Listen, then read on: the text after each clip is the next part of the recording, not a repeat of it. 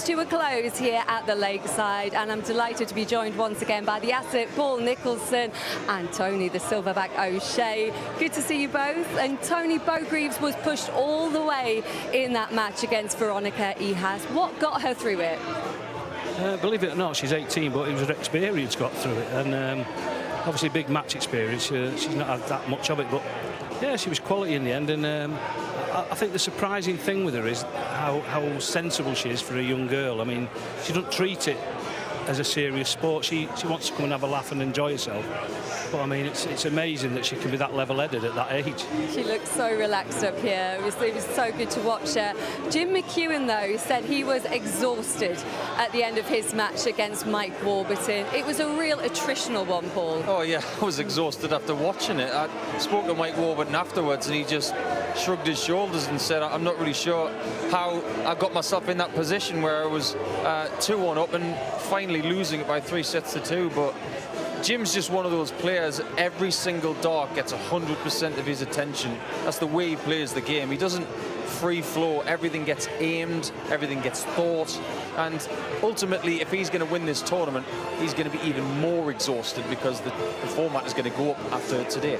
And he finished it in style, didn't he, with an 11 darter on double tops, Tony? Yeah, it was a silly game really, because he started off well, then Mike came back, played brilliant, and Jim finished it off so well. I mean, it was a game of 3 halves, to be honest. It was a strange game, but yeah, a lot of nervous energy was used up in that game. We probably expected a better class of game, i.e. averages and stuff, but it was a ding-dong battle, and I think it was nervous energy that made him tired, and as Paul said, it's going to get tougher in the next few rounds if he carries on. Yeah, one player who didn't look nervous this time was James Hurrell. He had a straight sets win over Ryan de Ruyter. Has he really announced himself in this tournament now? I think he's starting to. I think he's not getting too ahead of himself, or maybe he is. I was trying to read his interview a little bit more, but I think that the comfort level is definitely starting to be found. But he's never felt comfortable on this stage before today, but now that he does, we may have to maybe put a little bit more pressure on Hurrell and just show us what you can do. But I don't think you should run before he walks. I think the next game, just try and do your best there. It's going to be a classic no matter who he gets, because he plays the winner of Cameron Menzies and Wayne Warren. So let them duke it out tonight, and I'll see who I've got tomorrow. I'm sure he's watching closely. He finished that match on double tops as well, but he was struggling with his doubles in the first match, so I'm sure he'll be really relieved with the way they were going in today. Yeah, he was definitely better on his doubles. I mean, that double tops was his friend a few times, but I spoke to him after the game in the back room, and he's not actually happy with the way he's played. But I said to him, look, you're in the quarterfinals and you think you've not even started the tournament yet. So there's so much more to come from Hurrell. But he's not happy with his game, and if you can get to the quarters and feel like that, then there should be some good things ahead of him. I guess it can only be a good thing that he's got gears to go to. As you said, he'll play the winner of tonight's first match. So let's have a look at the full order of play for the evening session, because that is between the defending champion Wayne Warren taking on Cameron Menzies, who was elated to get his first win on this stage against Ian Jones in the last round. Mikuru Suzuki is hoping to keep her hopes of a third world title alive against number 4 seed Eileen de Graaf. And then second seed in the men's draw, Thibaut Tricole from France is up against Coventry's Steve Hine, before the last match sees Belgium's Andy Bartons, the number 7 seed, face British Open champion Scott Marsh in the last match. But what a treat to get things started. And Wayne Warren and Cameron Menzies neither had a straightforward time getting to this point. Now that they have, who do you fancy, Tony? Oh, this game could be anything. I mean, if Wayne starts off hitting doubles, the opposite of what he did last night, then it could be a fantastic game. The shackles are off now for Cammy. He's broke his duck on this stage, and you could literally get anything off Cameron Menzies, so that could be an unbelievable game. If they both bring their best to this stage tonight, what could we be in store for, Paul? Noise, and plenty of it. You're going to get celebrations from both players. Tony's right. Shackles off time. Let's see what they can do. This could be anything, and we want it to be everything. We really are looking forward to it. Let's see how the players are feeling ahead of it. We can hear from Cameron Menzies, and first, Wayne Warren. First on tonight, Wayne. Are you back down to earth after last night's shenanigans? Yeah, and obviously I chill out today, and I look. I know every game is tough. It's going to be a tough game first on tonight. I think it's the same for Cameron. Quite similar players, quite quick in times. Should be a good game. I hope it is anyway. I hope it is. Most recently, you wound up as the winner, didn't you, when you faced him? I did. Funny thing, yeah. We were up in Scotland. Sorry, in the Welsh Classic, and we had a cracker there, and it was humdinger. And seriously, there is nothing between us, and I think it should be a cracker as long as he turns up. Let me just ask though, how sweet it is being up there on that stage in front of a crowd here at Lakeside. To be fair, John, when I was called up last night as world champion, my legs just buckled under me. I tell you straight. I got a lot of years' experience now, but honest to God, I cherished every moment of that. I did, really did. Well, enjoy it again and good luck. Thank you. Thanks very much. Cameron, have you had a bit of chance to reflect on your opening performance, and how do you feel about it now? I don't think it was great. I think there's spells of magic. I think when I went one each, I did kind of panic a wee bit. I got a wee bit nervous after that 1-2-2. That was a cracking finish. And I think I showed with some of the reliefs later on. Glad to win. Finally, when I came up there, that was a big issue for me. I just wanted to win a game up there, and I've done that. So I feel a bit of relief off my shoulders. Quite happy with that. So it's a free for all for me. I'm down to loss, so we'll see what happens. You've got the defending champion in Wayne Warren, a bit of a character like yourself. What are you expecting tonight? I've known Wayne before, even he done Lakeside and all these stuff for the internationals and stuff, and he's always been one of the nicest guys that I know, best tan I know. But I'm looking forward to it because I know how good he is, and I hope the twos turn up because I think it could be a belter. And have you been preparing? Practice board, has Fallon been practicing with you as well? I got a treadmill yesterday, so I built that yesterday. I didn't throw. Today I had a wee bit in the hotel there, and then I didn't really want to practice too much because I think sometimes you practice months before this within reason. Yesterday I had a wee lazy day, enjoyed it because I've been working and playing and working to play. So I had a day off yesterday, so I actually just chilled and watched telly and just generally was lazy and fat, basically. Well, enjoy tonight, I'm sure we will. Thank you, mate. Cheers. Let's hope it is a real humdinger. Your commentators for this first match, Chris Murphy and Tony O'Shea. But first, to get this evening started in the Lakeside way, your master of ceremonies, Richard Ashdown. Ladies and gentlemen, on behalf of the World Darts Federation, welcome to the 2022 WDF World Championships, and we're here at the home of World Darts, the Lakeside.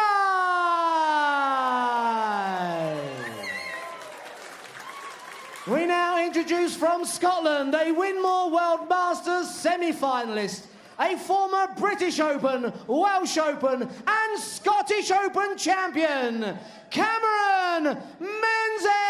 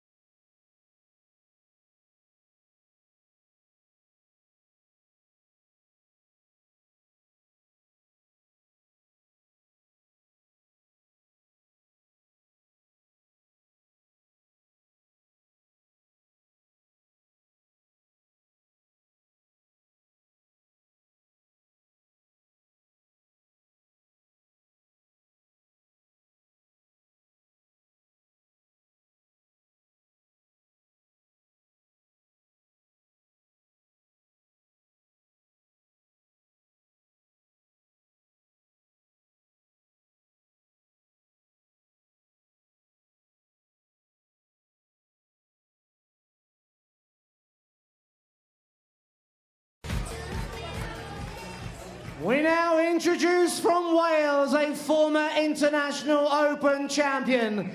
Welcome to the Lakeside stage, the reigning champion of the world, Wayne Warren!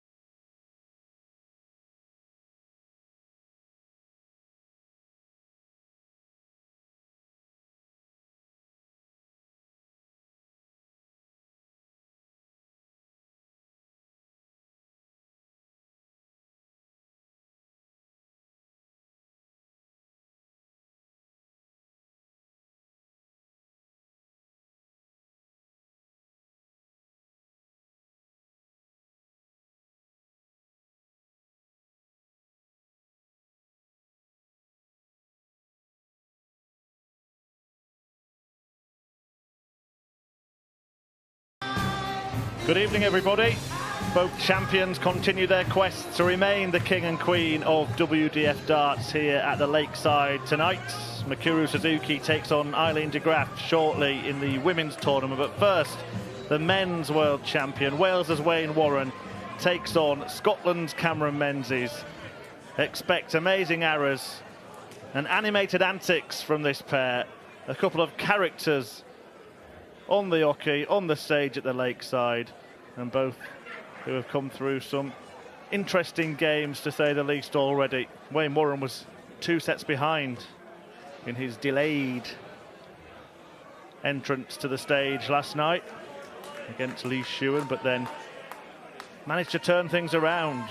Averaged 99 as he raced through the final 3 sets to turn the game on his head and keep his title defence alive. But Cameron Menzies, having secured his PDC Tour card recently, is much fancied here at the Lakeside. And I, for one, think we're in for a belter. How about you, Tony? Yeah, I've been looking forward to this all day. Just said it on the stage there, the pre-match. Anything could happen in this match. I just really hope that Wayne doesn't start the same as last night. He gave away a 2-0 start, basically, through missed doubles. But the way he came back and fought back and won the match in the end was fantastic. So let's get in there from the off. Just had to wait a couple of years to have the chance to defend his title. Even longer, in fact. This tournament was originally scheduled for January, moved back to April, and we are happy to be here, and the darty party seems to be in full swing now. We're in the last 16 stage of the tournament today. Tomorrow is quarter-finals ladies day. and gentlemen, first set, first leg. Wayne Standard has lifted, records have been broken. Game on. Will the champions' reign continue? There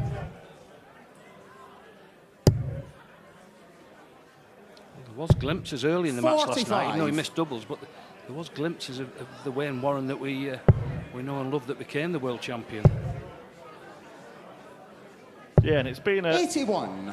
A torrid time, really, for Wayne Warren, hasn't it? Never really able to celebrate his world championship win after the event. The prize money was immediately cut 140 by the BDO running the tournament then.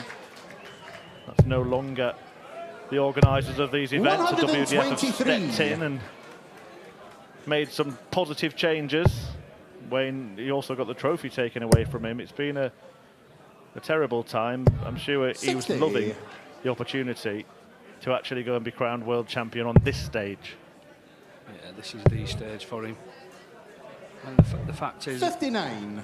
I don't think it was so much the money or anything else that went with it. He wanted the chance to travel the world with that trophy and show it off. That's what champions do these days. Scotty Mitchell started that a few years ago, and it was brilliant to see that big trophy, that famous trophy, at tournaments all over the world. And you know, the razzmatazz that went with it, it lit up the Dutch Open. I mean, there was queues a mile long to have a photo with the champion with that cup, and I think that more than anything is what Wayne missed out on.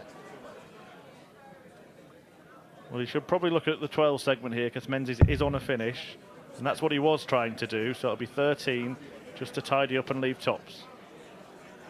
It also, Tony, just for Wayne Warren to have been the story. You win a world championship, you should be the story and not be overshadowed by other events. 79. Cameron, you require 157. Will he be overshadowed in this leg? No, because Menzies sprays wide as well. It's cool, that little bit of coaching there from Cammy for Wayne. 40. Back on tops.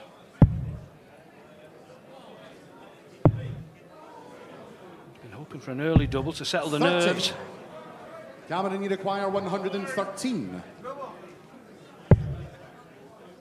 Treble 19.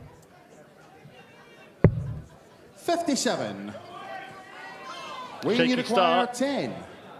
Warren faffing around on the doubles. Menzies not yet down to one.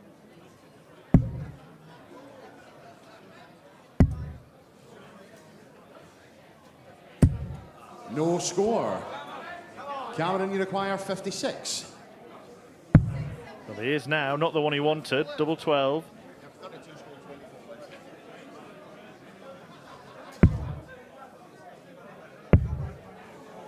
$44. Wayne, you require 10. Shake a head from Cammy. Didn't enjoy that visit.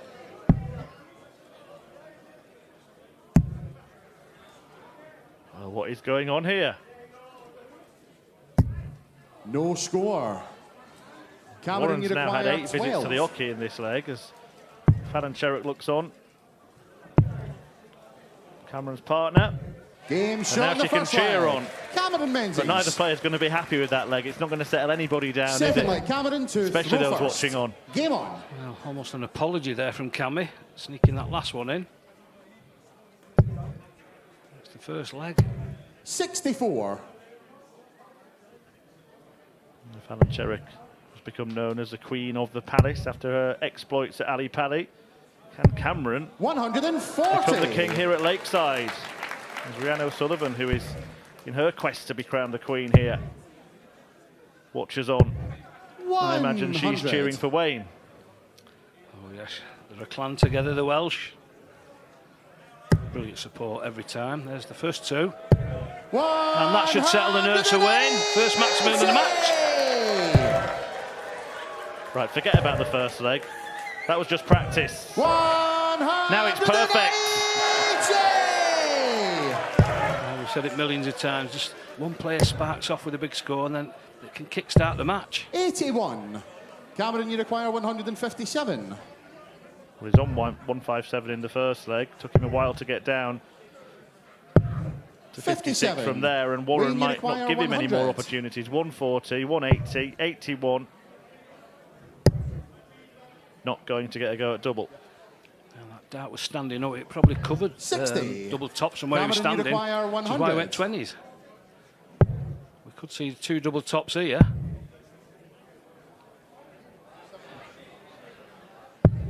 40.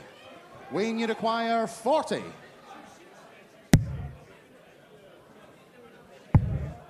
Well, he really is struggling on the doubles here, Wayne Warren. 20. Got an absolute Cameron, you nightmare. require 60. Menzies having to shuffle across to try and find an angle of entry, but he's planted a good guide now. 20. He's unfortunate there. Wayne, you require 20. He's been giving chances again here, Wayne. That's a long way. Already had a few darts at this already, and we're in the second leg. 10. Cameron, you require Well, 40. he's now missed 15 darts at double in 2 legs here. Game Wayne shot Warren in the has been second punished, leg. as you would Cameron expect Menzies. to be. Third As leg, Menzies Wayne doubles his to lead in the throw opening first. set. Game on. Well, you wouldn't want to miss that many doubles in a match, to be honest. And again, it's following a pattern from last night. Too many 60. missed doubles early. Managed to pull it back last night. Brilliant comeback, but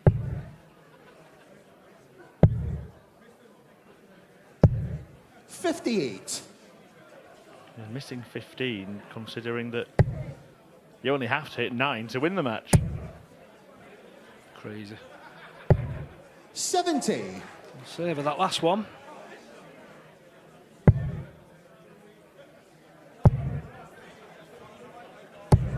$60. I did say it could be anything this game, but this precise moment, it's nothing, to be honest. Nothing like they can play.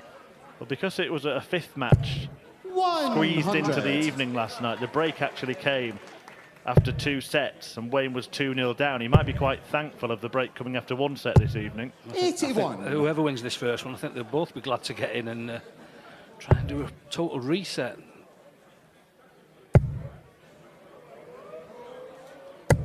Oh, nothing, 180, nothing, 180. That's incredible darts. Give him a chance to get back in the game, though. 92. Wayne, you require It's an 91. all or nothing performance from Wayne Warren, but unfortunately, it's been nothing out of 15 on doubles in this opening set. 51. It's a shame he couldn't have gone maybe for the bull and altered the routes to the doubles, because the 20s and the 10s and the 5s aren't working. 85. That's exactly where he's going to be Wayne, going you again any require second 40. now. But if at first you don't succeed, try and try and try Game again, and shot you'll in the get third there in the leg. end. Wayne Warren. And Wayne Third Warren leg, Cameron does. to throw Well, first. He's into the set, finally. but he could have won every leg in this set, 5 times over. Yes, crazy game is darts. Maybe not giving the confidence now. 140. These trebles far easier than the doubles.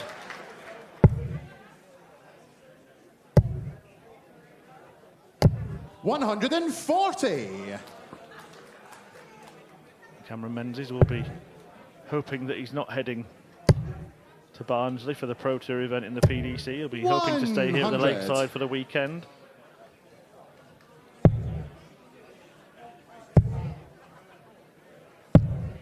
$171. Super stuff. The 171 to sit alongside the maximum he hit earlier. 100. It's left a big finish, 161. But for the first set, Cameron what's 94. Only 76. Double 8 for the first set. 86. Wayne, you require 161. Menzies misses. But he will come back to clinch the opening set against 100. the reigning champion. Cameron, you require 8.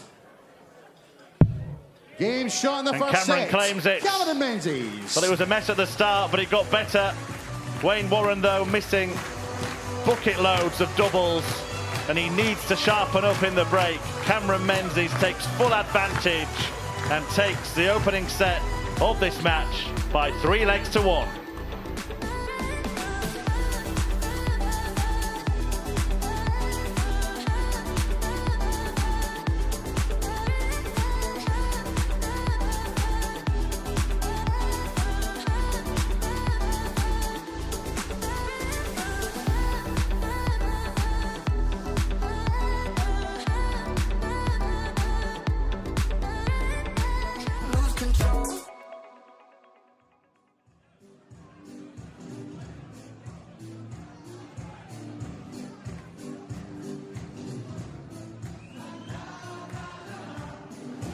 Well, Cameron Menzies has taken the first set against Wayne Warren. Paul Nicholson watching with me. They both started slowly, Paul, but things started to improve a lot in that fourth leg. Yeah, it's a real shame the break had to come at that point, really. I think Cameron would say that, but maybe the break came at the right time for Wayne.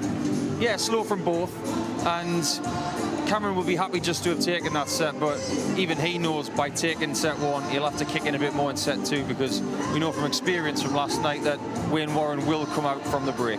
That's the thing, isn't it? Wayne had such a slow start last night against McEwen. He went 2 sets down and then absolutely finished like a train, didn't he, on that stage? Do you expect him just to grow into this match? Yeah, but he doesn't want to give himself a shortage of time again. McEwen didn't have the experience of long format darts, and maybe Wayne exposed that. But Cameron's a bit more experienced than Lee, so if he starts playing with fire, he's going to get burned. So these next 2 sets are key. If he doesn't get things together, he could be out of this tournament in the next 30 minutes.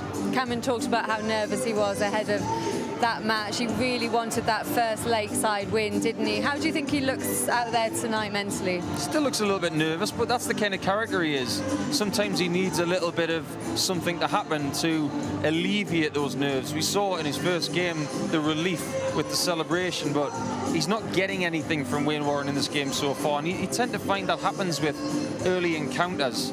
So from here, he just needs to manufacture his own momentum, and if he gets something positive like a big finish or a couple of 180s in a row, use it and get rid of that emotion by yelping or creating some volume. Yeah, because he is someone who has big stage experience. It's just that thing we keep hearing. We've heard it the last few days. It's been said for many years. That stage seems to have a different aura for many players. It does, and I'm listening to the players when they're talking about that. I can't say from experience because I've never been in that position. I'd love to sample it just to find out how these guys feel in my own certain way, but it's obviously affecting these guys still, even with all of their experience. And we're talking about the current champion as well. He wants to win here, does Wayne Warren. Cameron Menzies wants to win here. That's what this is all about. Yeah, and they're both playing for a place in the quarterfinals against James Hurrell, but it is advantage Cameron Menzies as we head towards the second set.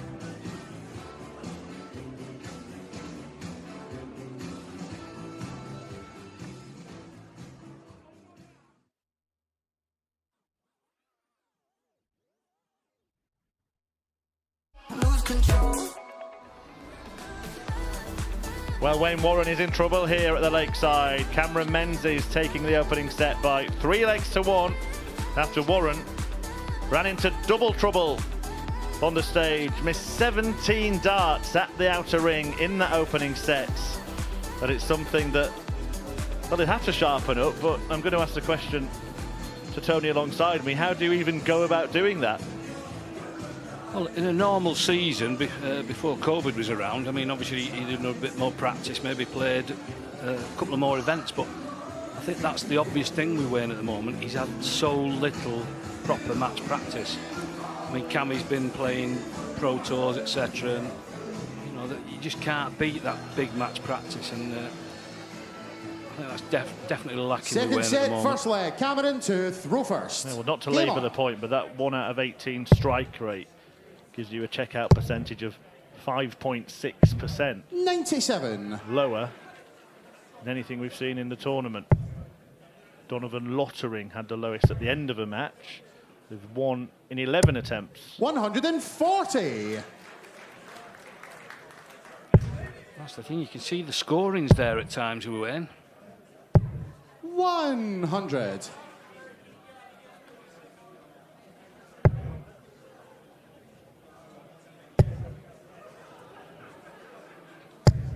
$140. That's, by the way, excluding players who didn't hit any doubles at all, of course.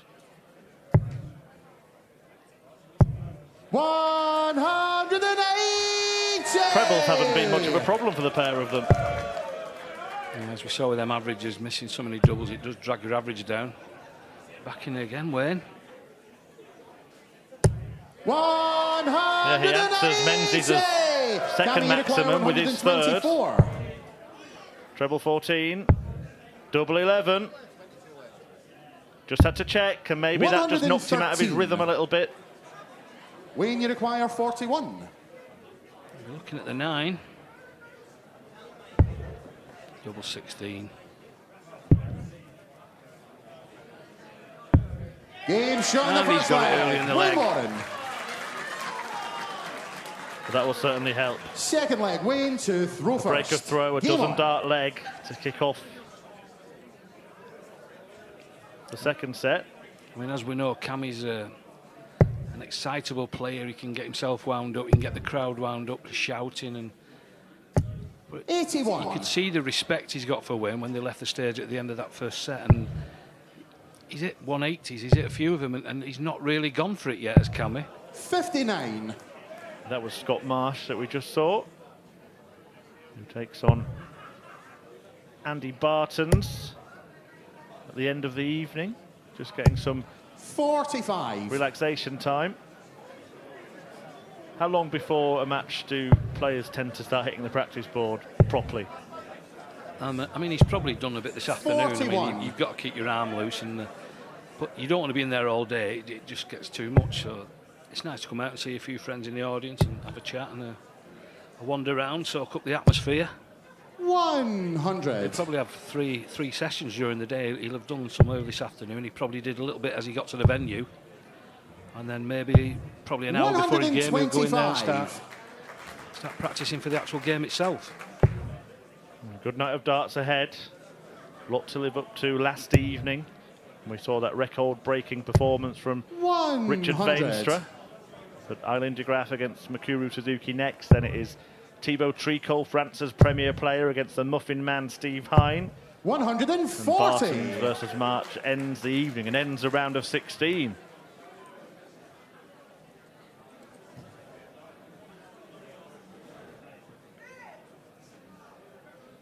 Menzies in the previous round got past Ian Jones, gave him a few problems, but actually when you look at it, he won 3-1 in sets and 11-5 in legs, so it was a fairly comfortable performance. 100.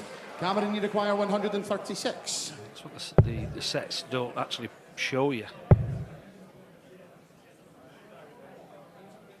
61 scored, 75, treble 17, 11, 24. 78. Wayne, you require 75. Now 18. And the top of the shop. 35. Cameron, you require 58.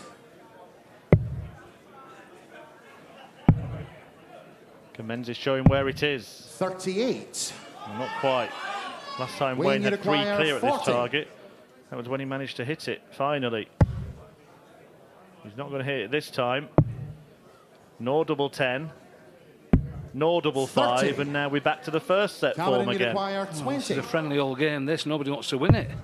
Game shot on the second leg. Cameron Menzies. And again, a little apology from Third leg, Cammy. Cameron to throw first. Game on. Well, it was interesting when I spoke to Cameron Menzies, as there you see the problem. And it's becoming a bigger and bigger 83. one. Yeah, I just mentioned Wayne Warren's name and he immediately answered legends, legends. He's got a lot of respect for his opponent. Well, that's not really been the fact of his 80. career. That's how he's won so many big games, by not giving respect. It's great to do it in the back room and out in the audience, but on that stage, you've got to be ruthless. And 43. Cammy normally is. Yeah. She certainly is. We've seen her incredible performances, not just at the Alexandra Palace, but at the Grand Slam of Darts and in the World Series 60. event, of course. Plenty of titles in WDF ranked events as well.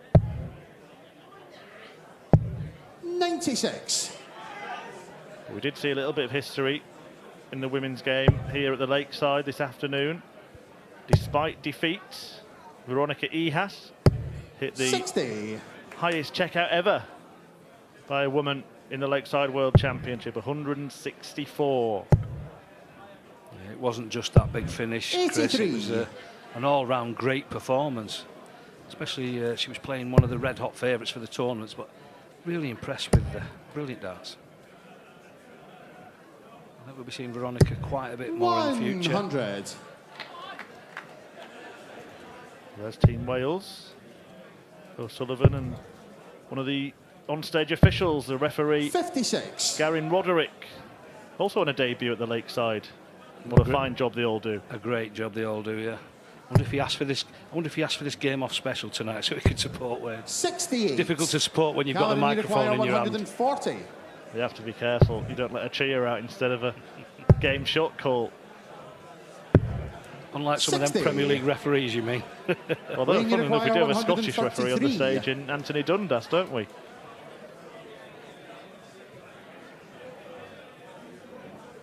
They're all consummate professionals. But Wayne took an age over that. He really, really wants this check out. Just the wrong side, the wrong treble.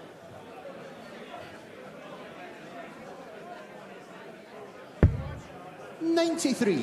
Cammy looking at Cameron, you 80. require 80. The treble 20 is first dart. Double 10.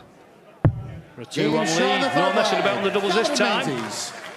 Fourth leg, Wayne Nice to regulation throw finish. first. Game on. Yeah, that leg was the opposite of everything we've seen before. It took them ages to get to a double, but then as soon as he got a chance, he hit it.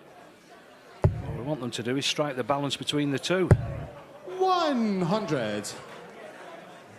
But the prospect of another 2-set deficit is staring the defending 134. champion Wayne Warren in the face now. Menzies one away from making that a reality.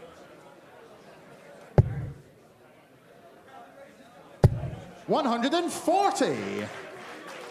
To do it once, come from behind like that, and put in a great performance, that's great stuff. But to do it 2 nights running is so difficult. 44.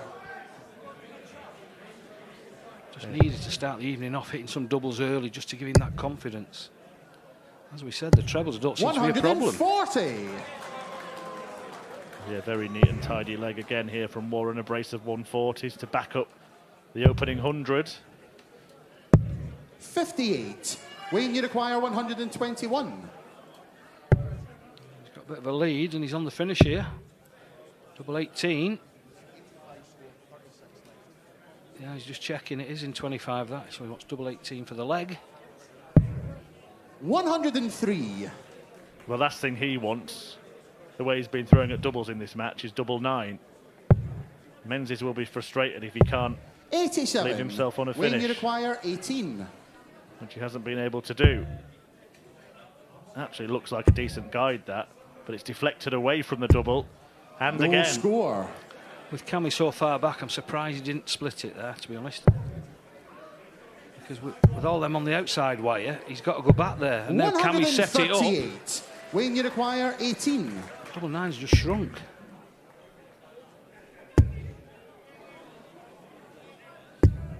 No score. Cameron, you require 40. And Menzies Game shot in the cashes second in set. Cameron once again. Menzies. Another 3-1 set victory for Cameron Menzies after Wayne Warren gift-wrapped a leg. Third set, first leg. Wayne to throw first. Game on. You darts players, you all love double 18, hate double 9. I was sort of saying early on, I love 32 because there's always a straight double after it. I mean, 60. if I can, I won't go for double 18 because of that double 9. And when you mess that up, you've got that 1 double 4 to deal with, and it's the 1 that's the problem. 81.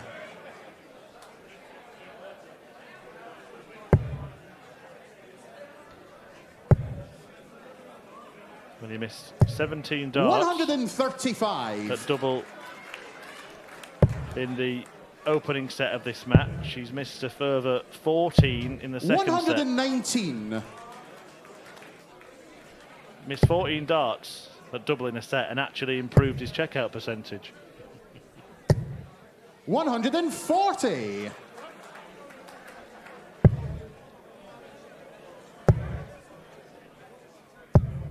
$140. Warren's 140 didn't leave a finish, but Menzies' did. 98. Cameron, you require 161. Just above that top wire. 80 scored, 81, treble 19. Would have lead to 24. Wayne, you require 68.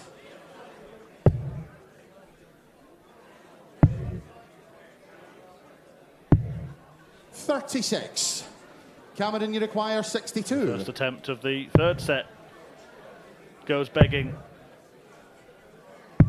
And once Game shot in again, the first leg. Menzies makes him Cameron pay. Menzies. Well, you get the feeling Second Cammy can leg, smell Cameron blood now. to That's the throw first time first. he's really Game showed on. any emotion. Well, that's the story of the match 57. in a nutshell. But there comes a point in a match where, yes, you can show respect, but it's getting towards the end, the nitty-gritty. 99. And that early break, he can smell the blood now. He can see the finishing line. This is usually when Cammy's at his best. 140. Yeah, just looking much more comfortable now. Wayne Warren, obviously anything but. 100. I don't think I'm the only one. I think everyone wanted Wayne to hit some doubles as soon as he came onto the stage. 81. I didn't want to see a repeater last night, and unfortunately that's happened. Yeah, and it's carried on. It hasn't clicked like it did last night. When you said it, to do it 2 nights in a row is almost impossible. Certainly improbable. And it's proving that way. 59. Although he's stuck in with the scoring, I mean, plenty of treble 20s. He's in again. Needs an odd one. 137. There it Cameron, is. you require 164.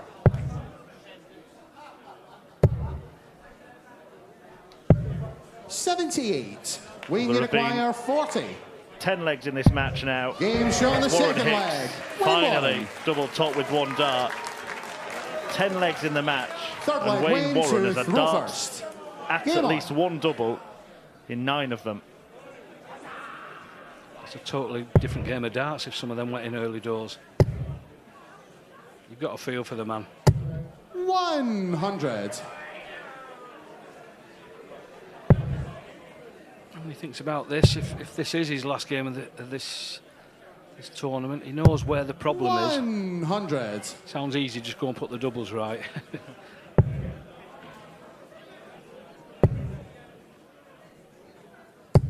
$140. Is it something that you darts players do go and focus on a certain area of your game in practice? I mean, there's 60. plenty of games or practice games that, especially for doubles, you know, around the boards, and I mean, you can spend hours on that and hit everything, but it doesn't mean you're going to hit it when you get on the big stage. I mean, it's an age-old problem. I'm sure there's plenty of people watching tonight who hammer the board and the world champions in their own little shed or the man cave or whatever. Get in the pub and it's like somebody else is throwing them for you. Age-old problem. 60.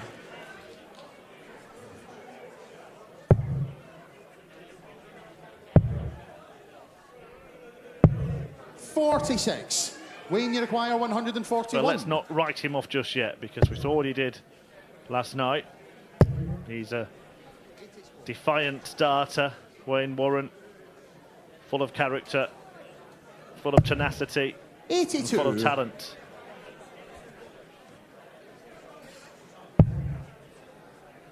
He played percentages there. He was going for the treble 15 to leave a nice double. 139. And he's put loads of pressure Wayne, on it again. 59.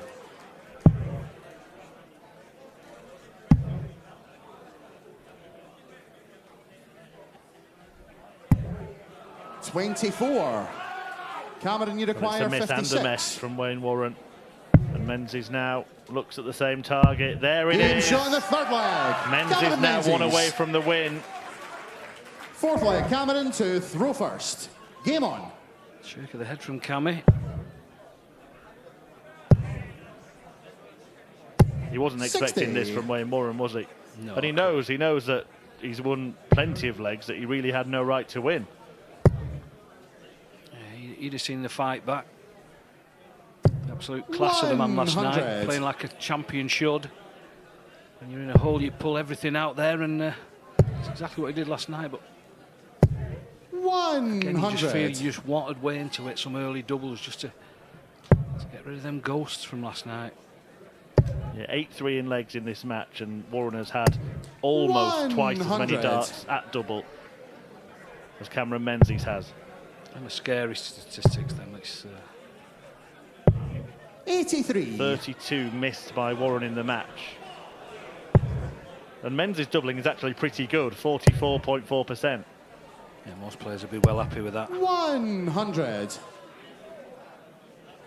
I mean, averages and percentages, it's just a guide, but for me, anything above 30%, it means if you've got 3 darts in your hand and you hit a double, it's 33%, which I think that's totally acceptable. Well, absolutely. If you have a double, you're not giving your opponent a shot, are you? 140. Menzies has a shot here for the match.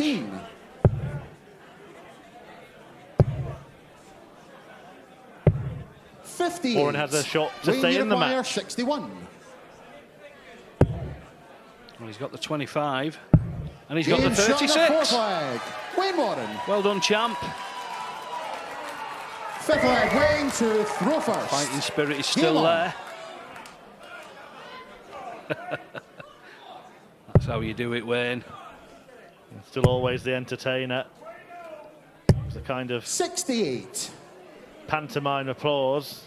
Just got a shout there. I think it was a shout of support, but it came at the wrong time for Wayne Warren. 81. Yeah, when you hear that noise, you don't know if it's for you or against you. It doesn't matter. All in all, the crowds have been fantastic. There's a couple this afternoon. 100. And yesterday and Tuesday was just unbelievable, the crowds. They were just like the old days. Yeah, it's always been a different kind of atmosphere. 140. A special kind of atmosphere here at the Lakeside, giving the players best of order when they're throwing and then getting involved in between. I think the biggest part of that is because the 41. majority of the crowd probably play darts to a standard anyway. I mean, I've looked around the room tonight and there's probably 15, 20 county players I know. Yeah, you've played all of them, have you? Not all of them. 180. Lost to a few of them.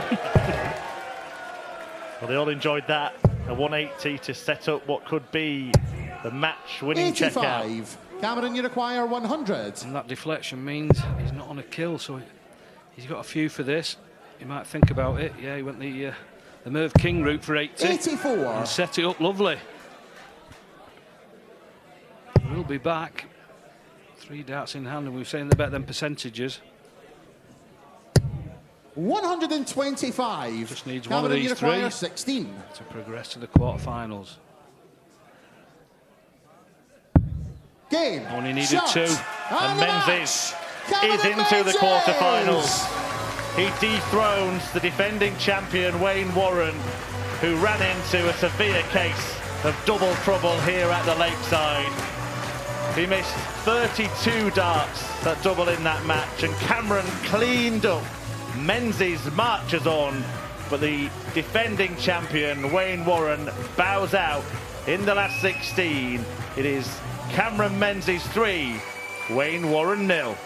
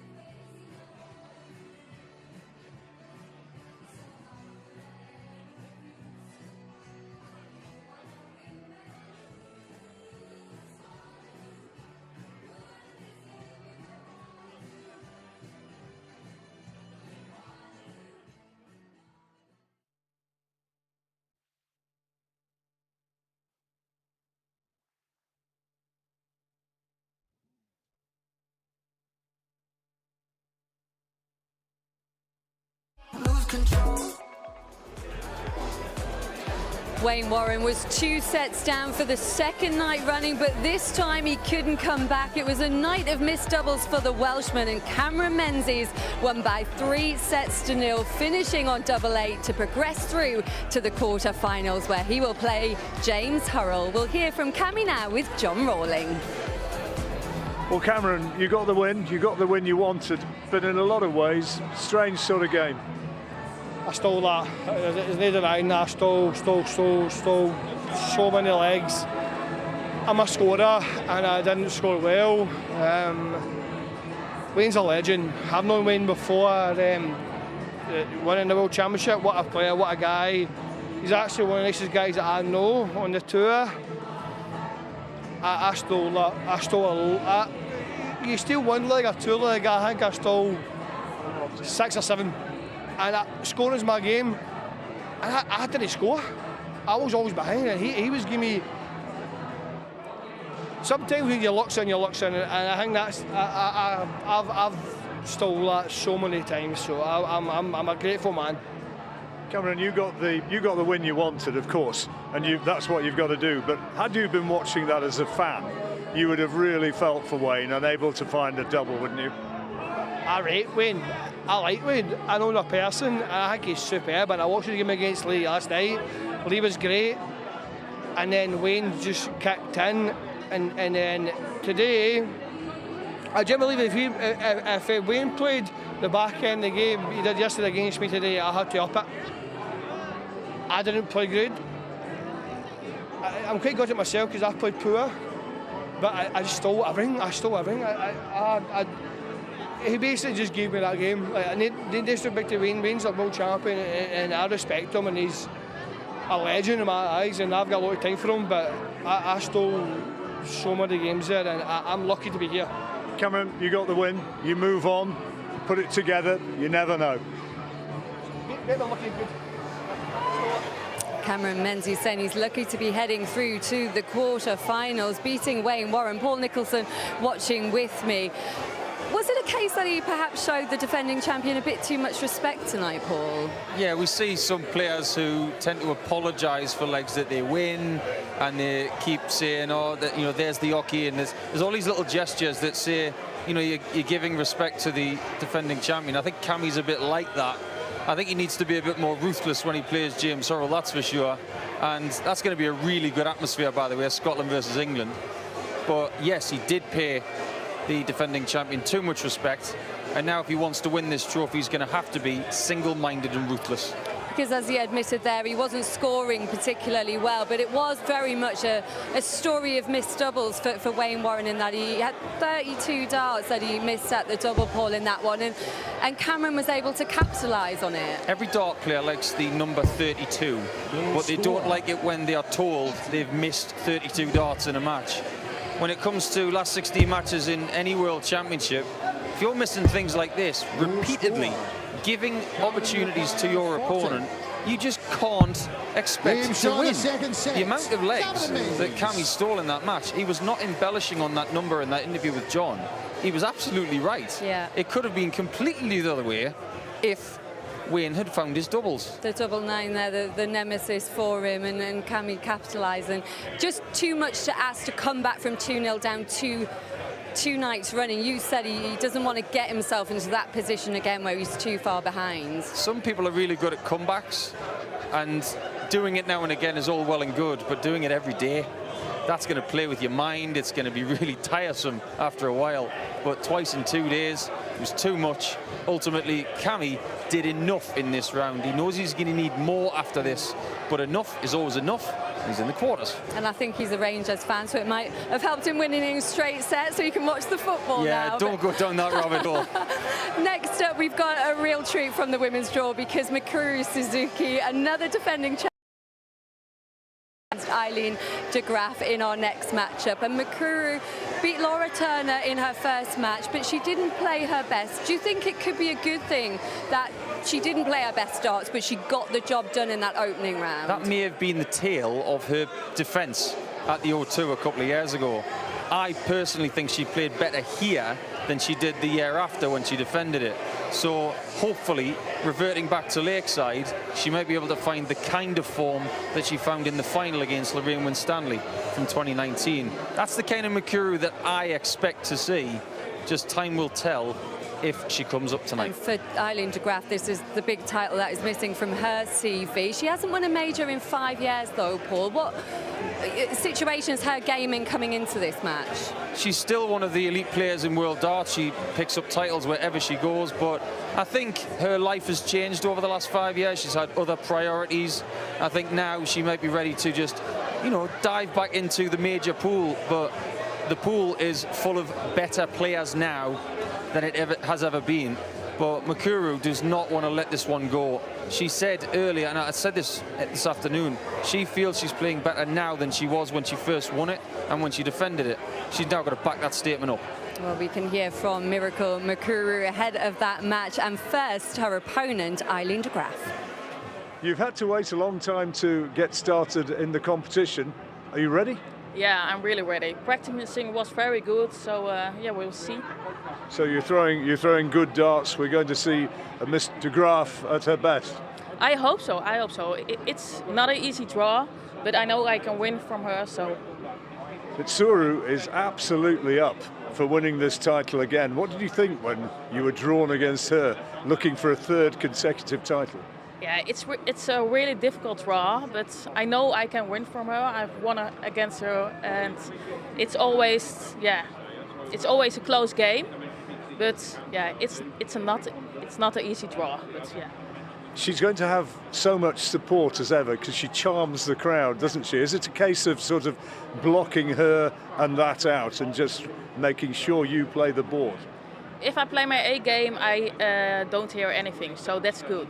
So yeah, I hope I will do that. Bring your A game, enjoy Lakeside, lovely to see you again. Thank you. First of all, how pleased were you with your performance in the first round against Laura? まず最初の1回戦の試合はどういう思いですか？まあ、勝ててよかったんですけど、まあ出し切れてないなという部分はあったので、今日はもっと自分の力を出したいなと思います。I was really happy to win, but I felt like I didn't put everything I had. I couldn't put everything I had, so today I would like to do that. Why did you find it difficult? Did you find the stage tricky and the atmosphere? どうして最初はちょっと難しいと思いましたか？やっぱ雰囲気でした。それともステージが。そうですね。久しぶりのなんかステージの雰囲気でちょっと楽しくなっちゃったかな。Yeah, it was. Yeah, I haven't been on a stage like this for a while, so I just got too excited. As the defending champion, do you feel under pressure because you must really want to win this again? 今の世界チャンピオンとしてプレッシャーは感じますか？もちろんありますけど、なんかこう強い選手ばっかりなので、そこだけにこうフォーカスしないで、自分ができることをやりたいなと思ってます。Yes, of course, but it's only very good players, so I just want to focus one game at a time. Well, you've got a very good player against you today. Good luck with it. Play well. Thank you. Thank you so much. For whoever gets through this match, 18-year-old Bo Greaves is awaiting in the quarterfinals, but I'm sure their sole focus is on this match. Your commentary team will be John Rawling and Tony O'Shea, but to welcome the ladies to the stage, your MC, Richard Ashdown. Ladies and gentlemen, this is the 2022 WDF World Championships, and we're about to complete the quarter-final lineup in the women's competition here at the home of World Darts, the Lakeside.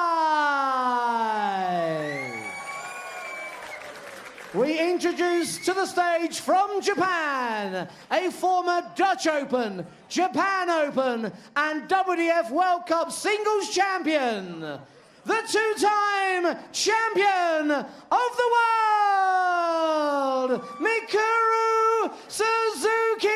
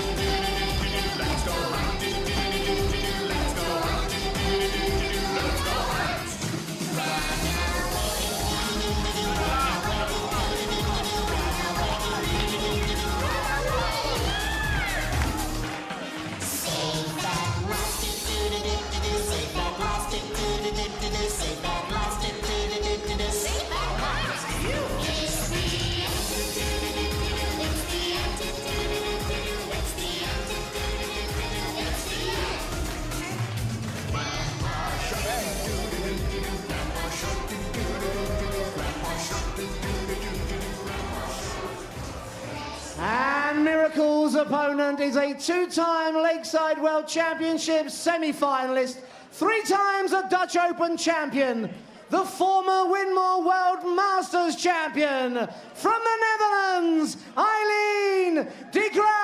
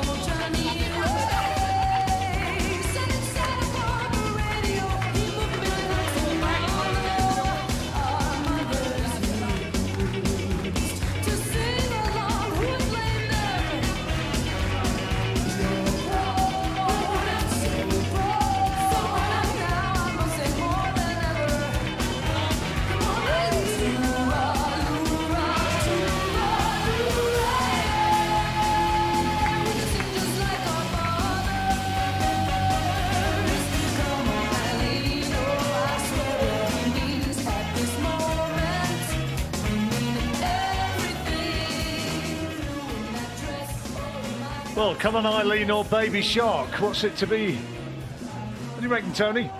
You got that on your playlist? Baby Shark? You got that one when you're going home?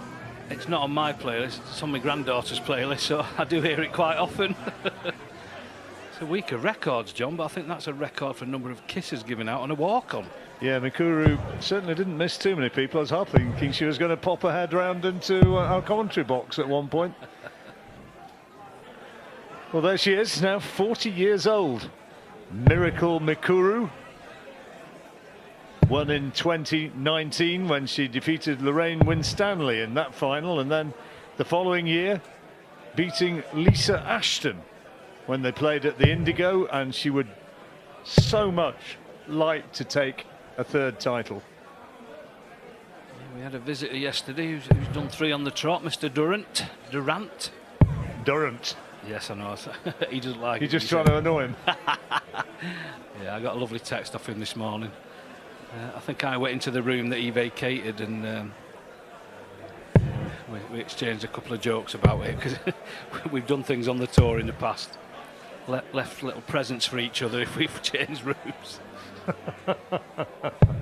Are you able to tell us all about that, or are you going to tell me later? Involved a packet of Maltesers. Let's just leave it at that. No, that's Thank you, ladies and gentlemen. First set, first leg. It's Eileen to throw first. Game on. I suppose it's where you find it. I mean, if you find it under your pillow or something, or tucked next to the mattress, it could be a bit unfortunate. Anyway, away we go. 80. Best of 3 sets. Each set, best of 5. And I think Mikuru is going to have to throw very much better than she did against Laura 26. Turner in her first round match. And Laura afterwards felt that, I'm sure she felt that she hadn't really done herself justice. She didn't freeze, but she had opportunities 80. and didn't take them. Yeah, the chances were there. If Laura had played like she did a few weeks back when she won an event, then she'd have been right in there and possibly would have won it. Mikuru settling onto a line and length there. First maximum of the match. It didn't take long to put that 26 right, did it? So 59. popular back home in Japan when she won those titles in 2019 and 2020. There was a social media explosion. She's got a huge following in Japan, and 64. they'll be watching out for her progress right now, seeing how she's going to go and seeing if somehow she can find the form to keep this title. As you heard Eileen, though, in the interview beforehand, she absolutely believes that she has got the game, and she says, if I'm at my best, there's never very much between us, but I know I can win. I know I can win. 125. She's hit on the nail. She's got to be at her best, though. Her best was very, very good. Winmau World Masters champion. You don't win that unless you're top draw. 59. 7 years ago now, that, you know, back in 2015. Multiple winner of the Dutch Open as well. And that's not given away either. That's probably the toughest open on the planet. There are like 5,000 competitors across all 58. fields over 4 or 5 Eileen, days. you require 142. I've never done it, and you love darts. It should be on your bucket list. Great first dart. And she elected to go for the second treble 20. Made sense because there was plenty of room there. That was right in the corner. Require 48. 48 then, with de Graaf 10 further back. This would represent a break of throw. Double 16. Double 8. 32. Well, you see, that's what she was doing against Laura. Eileen, you She require got herself 58. into positions and then just couldn't nail the double when she needed it. Double 10. Game shot on the And first that leg. is a Eileen little bit of an DeGraaf. escape for Eileen de Graaf. Second leg, but it's McEwen to throw it'll first. make her feel better, Game settle on. her into the match, and that's so important because these women's matches at this stage are quick format. Still only best of 3 sets, which is incredible, really. 55. A real confidence booster, that. Probably thought the leg had gone already, but left herself a chance and took it. 92. It was always one of her best points, that finishing, by the way, John. Give her a double. For and Eileen? Yes, for Eileen. She'd give her a chance and she'd take it out. Lovely cover shot there as well on that last visit. And she'd 60. sure be absolutely delighted to push on here and get a real opportunity of a first break against the Suzuki throw. 60.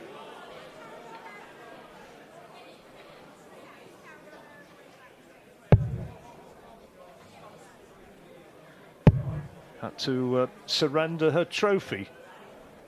60. Mikuru Suzuki, which seemed a little bit unnecessary earlier in the week. Yeah, lots of history with them trophies, beautiful as they are. But I suppose when one era finishes, another one starts. I've not seen the new ones yet. I'm presuming they're going to be a bit special. It went back to the former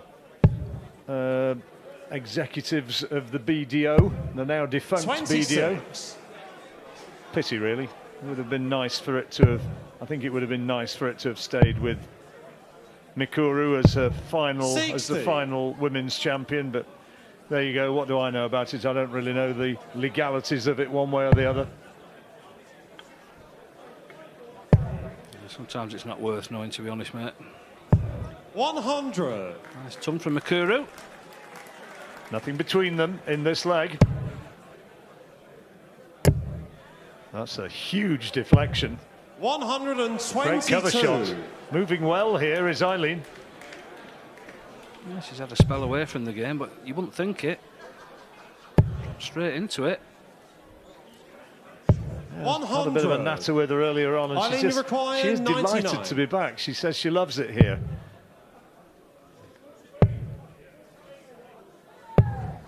$43.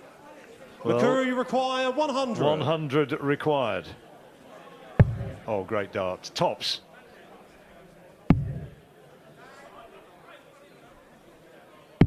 $60. No. Well, it was a lovely setup, perfect first down. Eileen, you require 56. Them are the sort of checkouts she was taking out when she won her first world titles. Indeed.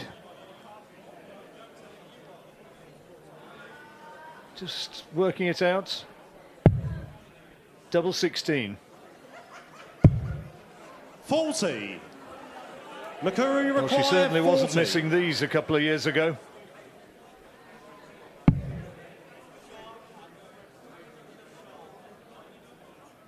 That soft tip precision that she developed playing in the Far East. Double 10.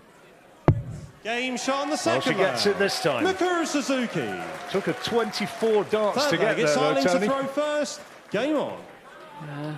You could say, well, yeah, it's early in the match, but with it only best of 3 sets, it's not really that early in the match. 96. No, again, there's signs here, as we saw against Laura Turner, there's signs here that Mikuru is not at the sort of level that she was 2 years ago. Maybe she can still 85. rectify the situation.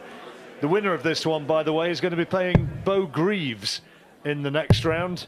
And that is a real tough test because 85. Bo is the favourite to win this title. Only a youngster, but she has formidable scoring power. Yeah, she didn't exactly play like a favourite for the title this afternoon, but there were spells 41. and there were certain shots that just looked majestic. I mean, she just looking from side on, her actual action is perfect. 26. Veronica Eharts. That's the one. What a game of darts that was. And you think not too long ago she suffered with dartitis, but that action was so smooth at times today. She was certainly 99. happy to have got through that match and was looking forward to this. I don't doubt that she'll be watching on somewhere and keeping a check of how this one's going. Yeah, even though she was really gracious to her opponent today, she realised that she put a great effort into it, and it was a close game. Certainly was. And of course that record-breaking 164 checkout 100. from Eharts. Two legends. 96. First one down onto a finish. Suzuki would like a big hit here. Ton would be handy. Oh, ton 40, even better. Eileen, you require So 103. 103 for a hold, only a hold. It'll feel like a break if she could have got it, and she won't on this visit. 55. So has to hope that Mikuru Mikuru misses. 36. Game shot on the third Good dart, leg. that's more like it. Mikuru Suzuki. 16 dart leg, that one. She did this in the first match. Fourth leg, it's Mikuru Not to too throw clever the first. first couple of legs, but then she threw a 14 and a 16 and then really got into the game and played more like we know. There's the early averages. When she won a title, she was averaging over 90. So there is improvement 100. which can be produced or could be produced. Remains to be seen whether she still can. Yeah, that's what the champions seem to have, them extra gears 30. that us mere mortals don't have. Champions win when they're not playing well. It's kind of one of those sporting cliches, but there's a lot of truth in that. They find a way. It's a superpower.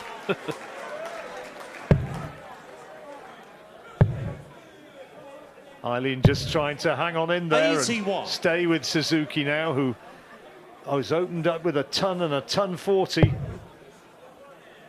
to take a powerful hold on this leg. 22. Well, that's rather loosened it. Yeah, there's been a few of them lackluster shots.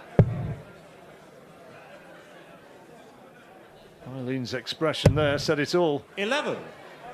That is not good. We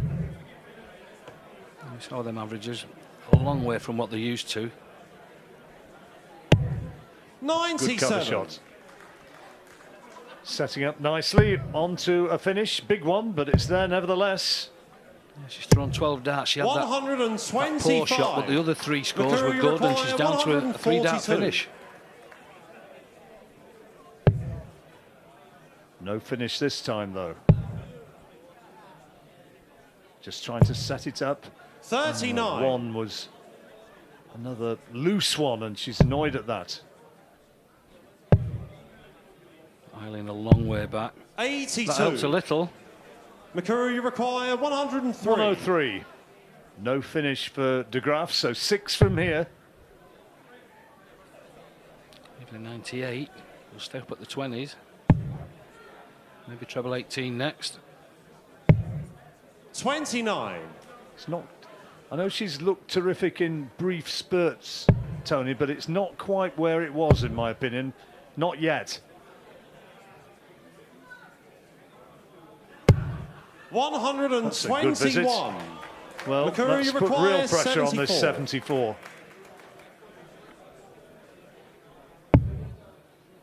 $20 would leave tops. Game shot in That's the more first like set. Mikuru Suzuki. That's the first set in the bag, and they'll leave the stage. And Eileen de Graaf has a problem. She's got to score more heavily and hope that Suzuki doesn't nail those doubles like that.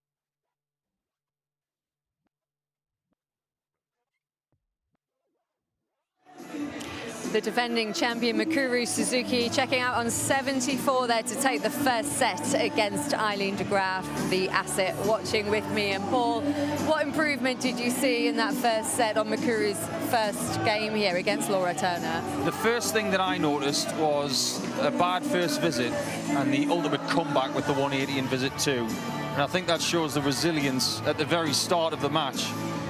Eileen de Graaf didn't really deserve that first leg, but the way that Mikuru was able to come back from that just goes to show the kind of mindset she's got tonight. And she has not really improved on the average. She has microscopically, but I think she looks in a pretty good fettle.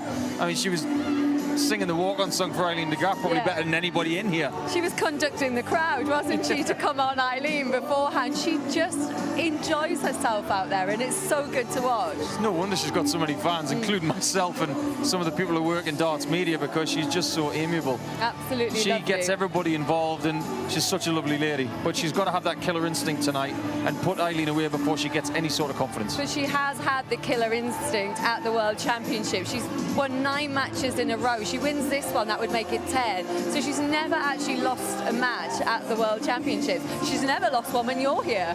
No, not yet anyway. She probably doesn't want me to go to Barnsley on Saturday morning.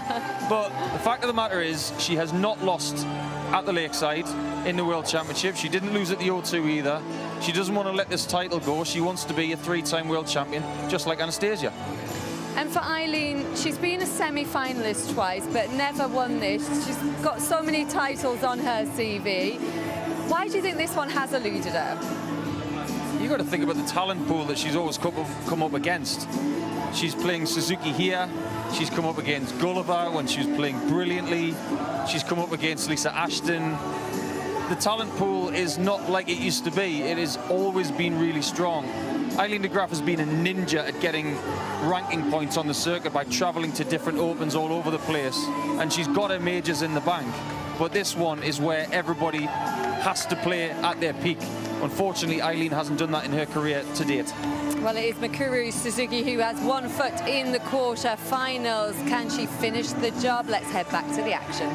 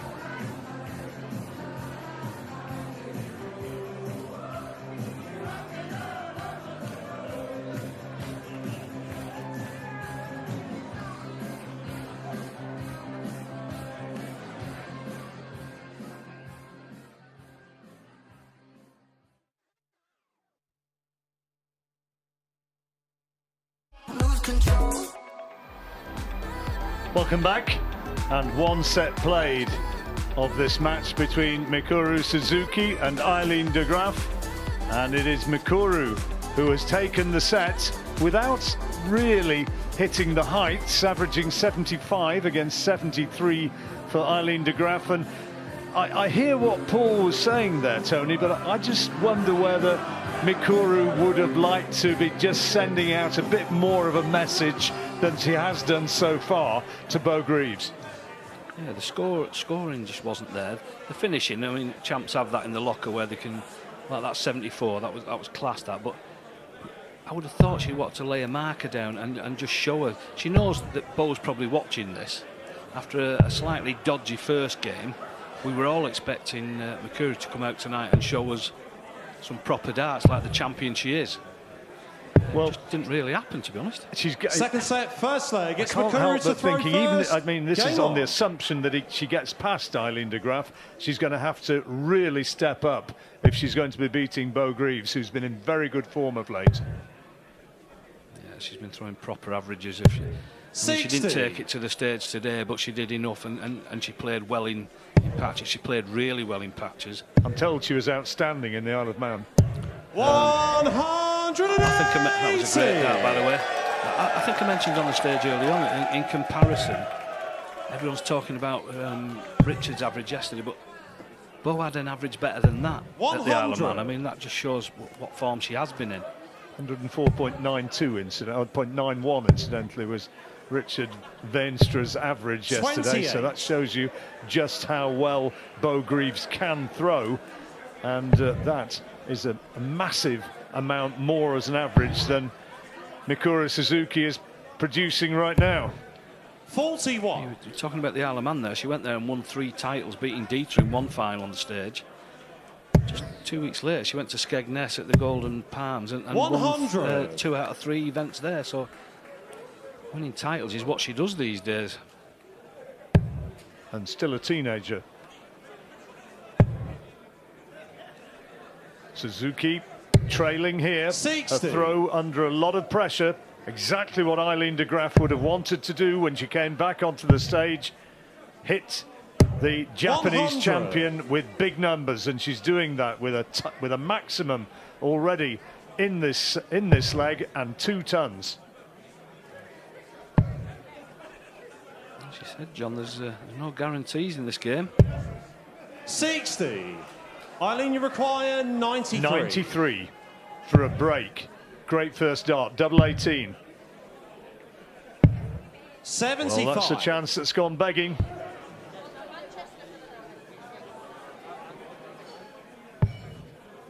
Cameron Menzies, winner of our first match tonight. If you are just joining us, he 83. put out Wayne Warren. Eileen, Wayne you Warren, I'm require afraid 80. to say, had an absolute nightmare on his doubles. Game And shot on there's the the first double leg. that Eileen Eileen de Graaf wanted for the break of throw. Second leg, Straight it's away Eileen to throw in this first. second set, exactly on. what she wanted. Exactly what she did in the first set. Took the opening leg. So I want to build on this though. 40. First set she actually started, so she got the break early here. Just holds her own throne, and she's back in the game. Suzuki will want to break straight back. 100. Real character. Our Australian 47. number 1, who's still in the tournament, Torikuish, with a chance, unquestionably. The big chance. She was awesome against Dieter. 140. She did say if she wins or loses, she likes to do it with a smile, does Tori. 45.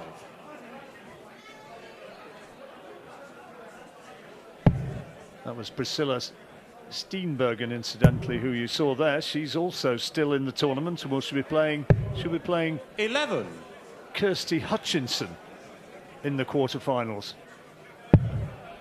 That's the first match tomorrow afternoon. 139. This is more like it from de Graaf. And I think we've seen more wild darts away from the 20 segment than in 2 matches here, or 1.5 matches, than we saw in the whole first 2 World Championships. 68. Not quite at the races as Mikuru.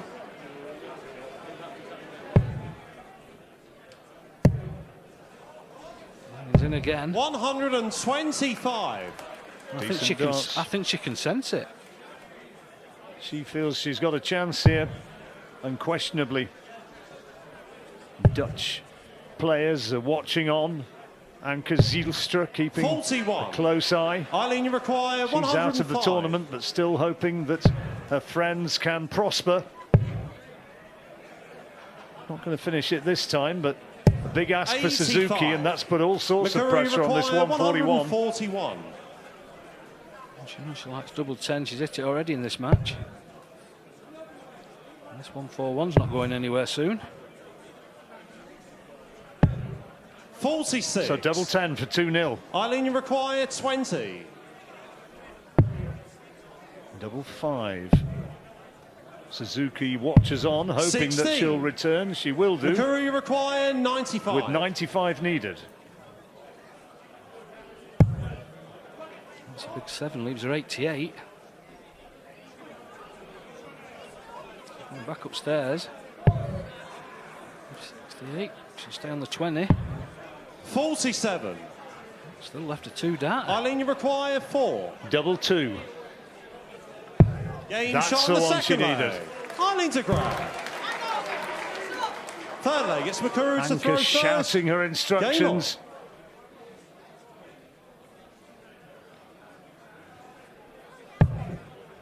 There's the double successes. Not too much between them. Around about the 30% mark. 45. That's kind of where you. It's the minimum of where you want to be there, isn't it, Tony? Anything over 30 and it's kind of acceptable. Yeah, I mean, Chris was talking about in the previous game. It's, I mean, it's lovely to see these 60 and 50 percentages, but the fact is, 33% is 1 dart out of 3, and if you've got 3 in your hand and you finish the leg, then that's more than acceptable. 41. There is Bo Greaves with her sister, Bobby. 45.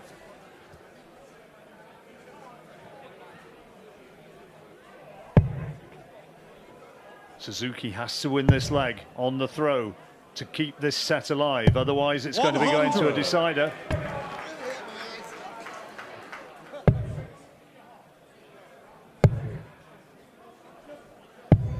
$44. Mikuru steadying herself, trying to get more consistency into her throw. 60. 12 darts thrown, just the 1 ton. 95. And not a lot between them. De Graaf still cherishing hopes of taking this leg to finish this set right here. 60. Baffling, this form from Mikuru. Only a couple of weeks ago, she was playing brilliant in the online league. 171. That's as good as a maximum.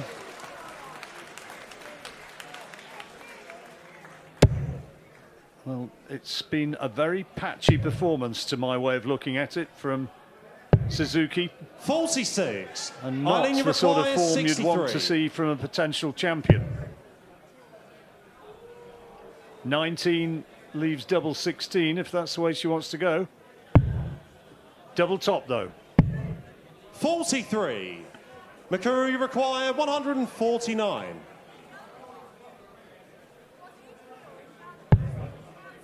That's in. Treble 19 to leave double 15. No. 89. Eileen, you require Double 20. 10. And for the set. Game shot on And the there it second is. set. Eileen de As the Graaf. tide turned, Eileen de Graaf will certainly hope so. It's 1 apiece, and she dominated that set. Oh, pretty comprehensive 3 legs there.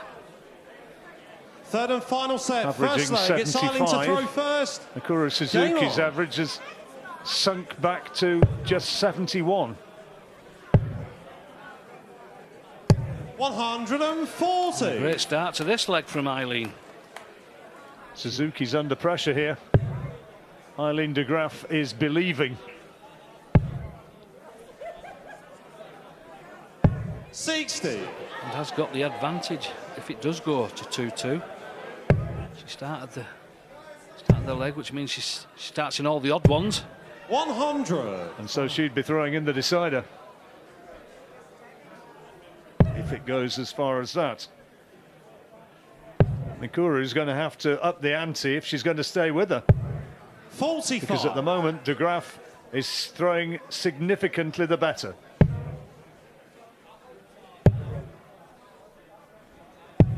Good cover shot.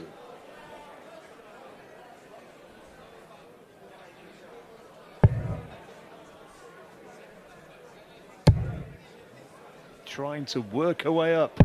100.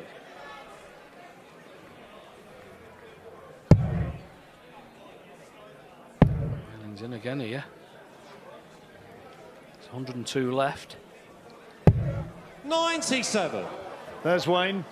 He'll have a smile back on his face. It's just about there now, isn't it? Didn't take long, did it? Absolute legend.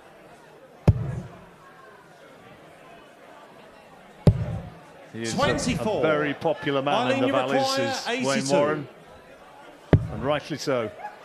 17, yeah, sorry. 17 will leave the tops. And plenty of time to do it as well. 42. Oh, what on earth did that hit? I think it wasn't the wire, was it? I think it hit the top of the board. I hope the cameraman's all right. It's a remote, Tony. Panic not. Panic not. There's not a little. 60. There's not a little man hiding behind it. I'm showing my age there. We used to be able to see the faces back in the day. Game shot on the first leg. Well, that is a fairly straightforward Second leg leg, it's for McEwen to Eileen throw de Graaf. first. Game on. Suzuki is in a bit of bother here. Her average has gone beneath 70. 60.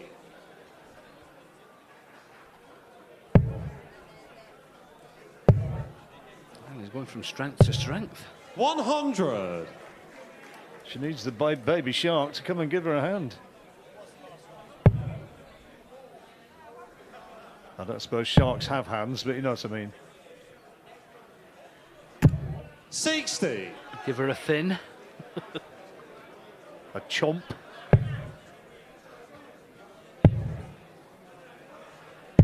$58. De Graaf well ahead against the throw. That's better. She needs more of those. 66.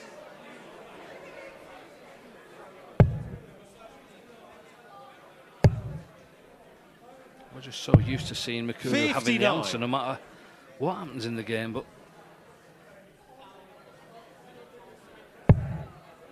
that's it. That's where she needs to be. 100.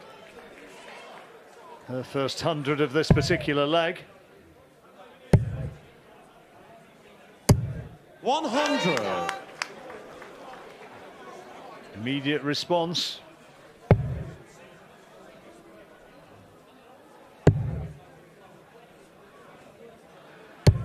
$105. Using the outer bull to bring it down to potentially a 2-dart checkout. 84.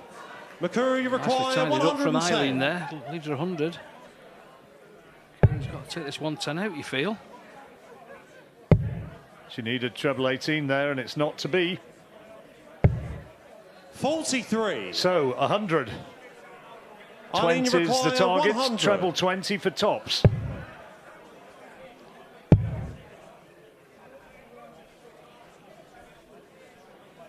Single 10, I think. 68. Yeah. He's a 32. McEwen requires 67. You wouldn't be confident that McEwen could take this one out. There's 9 of them, leaves a 58. 18. Tops. 27. Kind of Eileen require speaks volumes. 32. Getting close to the point of no return. Double 8. Game And there it shot on the is. second leg. And de Graaf will Eileen have de the Graaf. darts. The champion is on the cusp of elimination. I wonder how many times that's happened in the past where you get 2 champs going out within the hour. Well, there'll be somebody somewhere who'll Third leg, it's be Eileen able to to throw first. tweet us or Game on. text us or whatever with that particular statistic, but it certainly doesn't spring to mind where it's happened in quick succession such as this. 87. Not in the time that I've been doing the sport anyway.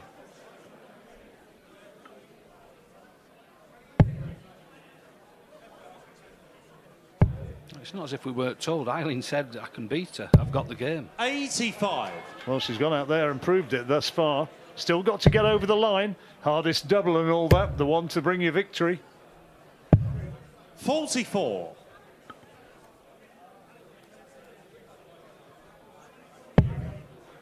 And to be honest, this is actually nowhere near de Graaf's best game either, so she'll be hopeful there's plenty more to come. De Graaf averaging 77, Suzuki 69.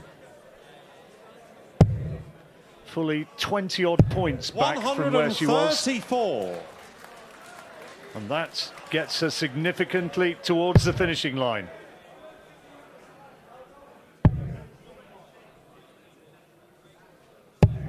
$41. She could find another ton 40 here.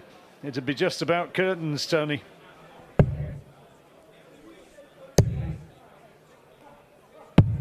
$59. Well, you get the feeling, even without the 140, we're heading that way. Suzuki has not been hitting big scores with any sort of regularity. She has got that 100. reputation of finding a way. As champs usually do. 28. Well, that's a little bit of a glimmer of an opportunity for Suzuki. She's got to really jump all over this.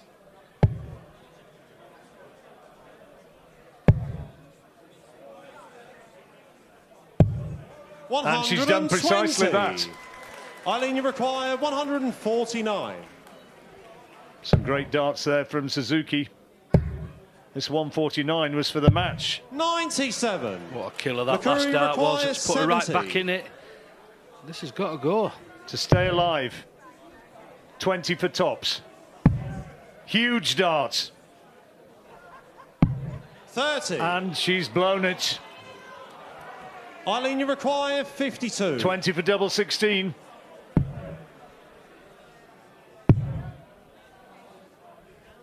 There it is. Shots. And the match. Eileen de Graaf puts out the champion.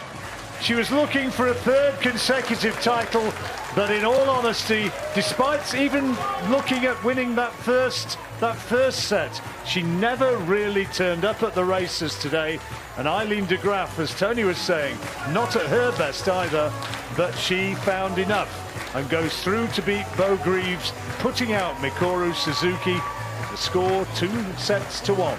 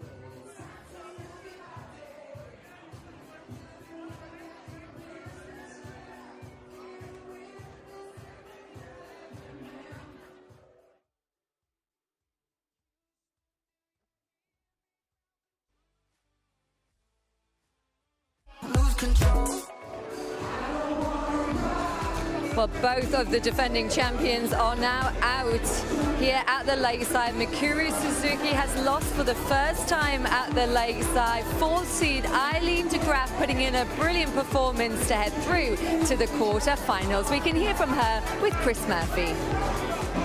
Eileen, congratulations. You've just knocked out the defending champion. Just sum up how you feel. I'm really happy. I'm really happy. I didn't know that I won. I was thinking, just throw, don't think of the score.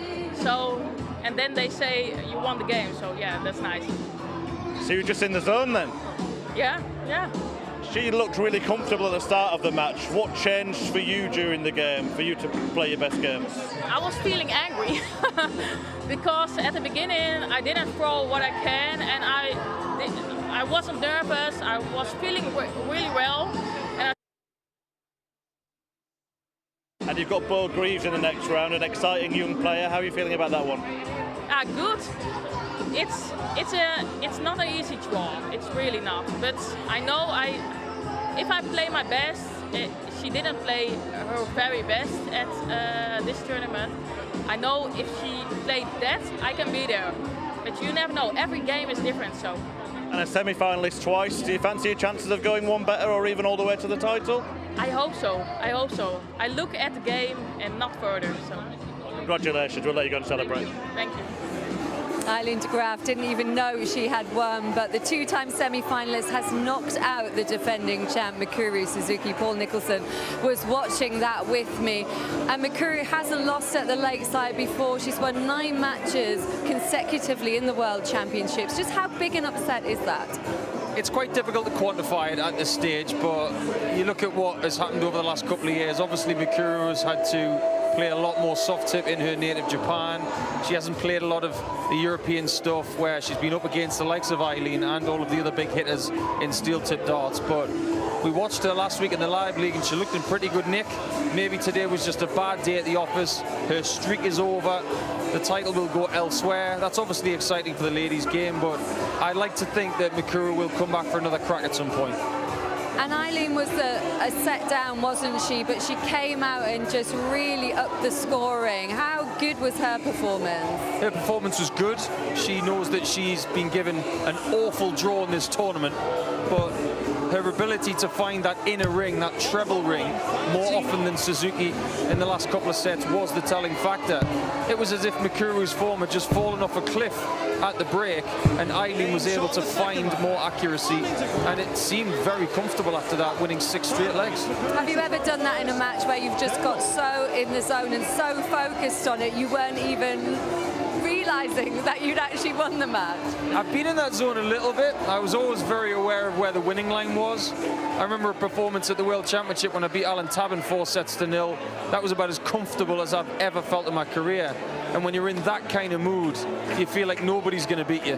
Nothing bothers you, everything is rosy, and tonight Eileen's had one of those nights. I'm really pleased for her. Yeah, and she's got to face 18-year-old Bo Greaves next, who is here watching that match as well. But next, our third match of the evening sees us turn our attention back to the men's draw, and the number 2 seed, Thibaut Tricole, is up against the Muffin Man, Steve Hine. I'm hoping it's third time lucky for me getting a muffin during his walk-on, Paul.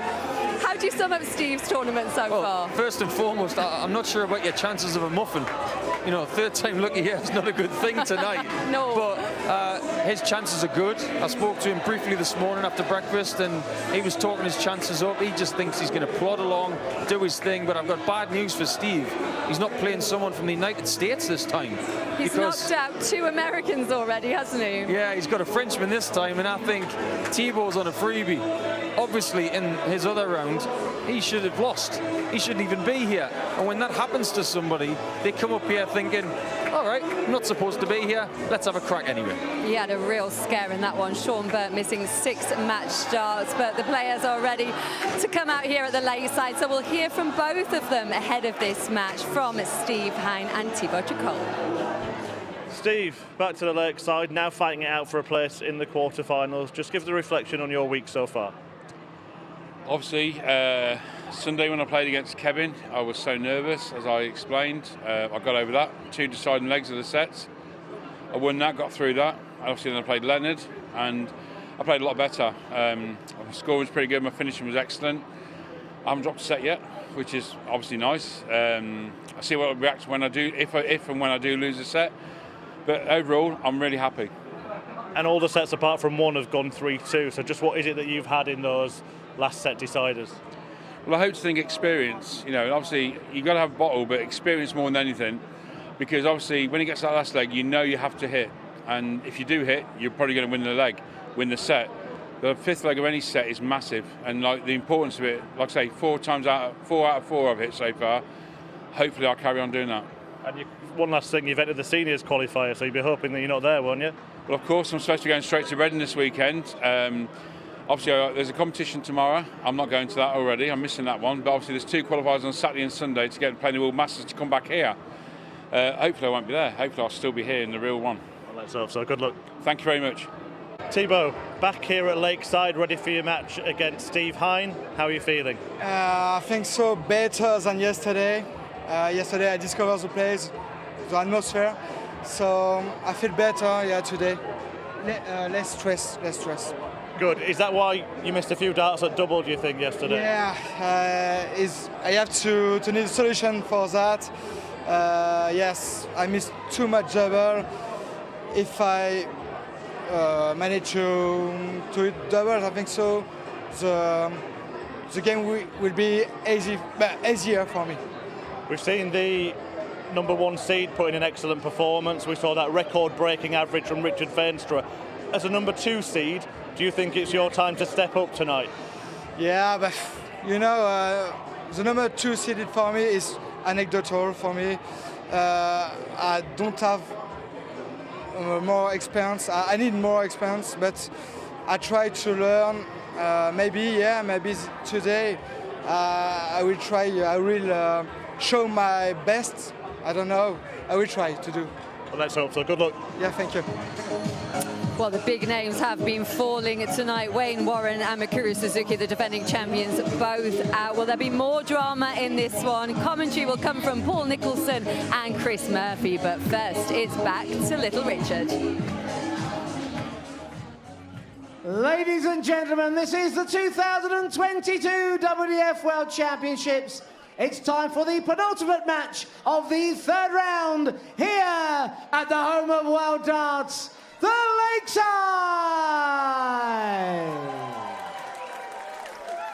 We now welcome from England a UK Open quarter-finalist, Scottish Open finalist. He's the Muffin Man, Steve Hine.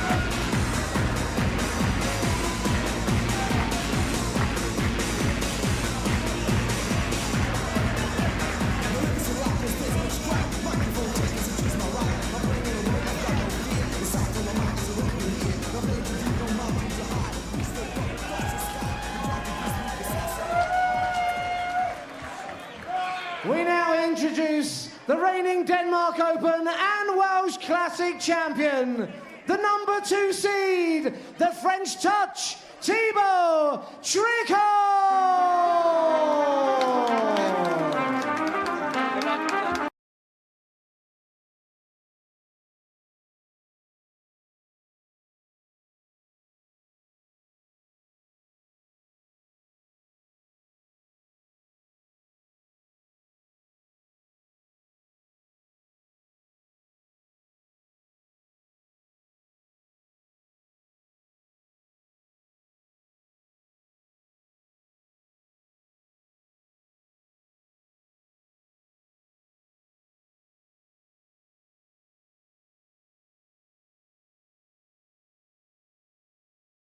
So the cream of French darts joined Steve Hine on stage in a meeting between Tricole and the Muffin Man, who will be looking to make French toast out of the French touch. Tricole is seeded second in the event, but has admitted his nerves made him crumble at times as the doubles deserted him during his win over Sean Burt. A baker by trade, Hine is on a roll and hasn't dropped a set so far, but on closer inspection, his victories were hardly a piece of cake against Kevin Luke and Leonard Gates. Only one of the 5 sets he has played so far hasn't gone to a deciding leg, but he has proved himself as a tough cookie. The good news for everyone at home and for Paul Nicholson sat alongside me is that I've got all those bun puns out of my system, and we can get on with the 3rd slice of this evening's action. Evening, Paul. You all right, Chris? Are you all right over there? Are you feeling hungry or something? I'm done for the night. Oh, off you go then. Didn't get a muffin. Neither did little Richard. Neither did Marco Meyer. Lindsay's been asking all week and she hasn't got one either, so muffin much on offer. Leave them to me. Thank you, ladies and gentlemen. First set, first leg. Well, first things first. First. John Rawling said during the first match for Thibaut that he was a big fan of that walk-on song for the Frenchman. I believe it's called Essentiel by Ibrahim Malouf. So I'll have to send a link to that to Lord Rawling. And she'll be chilling at the end of the evening. 22. What do you make of this one then, Murph? Because tonight has been a bit of a bloodbath when it comes to defending champions. We are going to see 100. Possibly 2 new winners. Oh, there's a muffin. You lucky duck.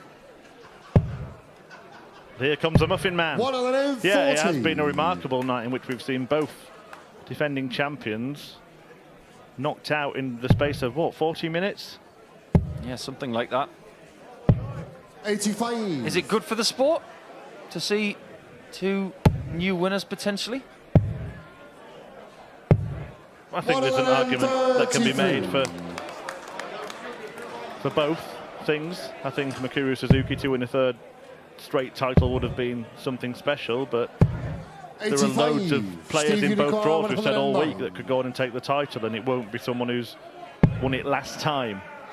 I do have one other question to ask you. It may be after this leg, which has just been won by Steve Hine. That's a great Sun Plus checkout to start this match. Again, best of 5 sets. Last 16 phases. The quarterfinals will be 98. tomorrow. And the lineup will be done in the next couple of hours. Before you ask me a question, I was asking Steve Hine some questions before the match, as you would have seen 99. at home. And Hine said that the thing that got him through all those last leg deciders in sets has been experience. And then when I spoke to Thibaut, he said, I don't have enough experience. 100. So despite Thibaut being the number 2 seed, experience is certainly on the side of Steve Hine in this one, and both players know it. Oh, absolutely. Steve's been playing at a very high level for almost 20 years. In the words of Michael J. Fox from The Secret of My Success in 1986. 57. How am I supposed to get experience if you don't give me a job that's going to give me experience? Well, here's the thing about Thibaut Tricole. You've got to continually 58. get here to get the kind of experience that Steve Hine has.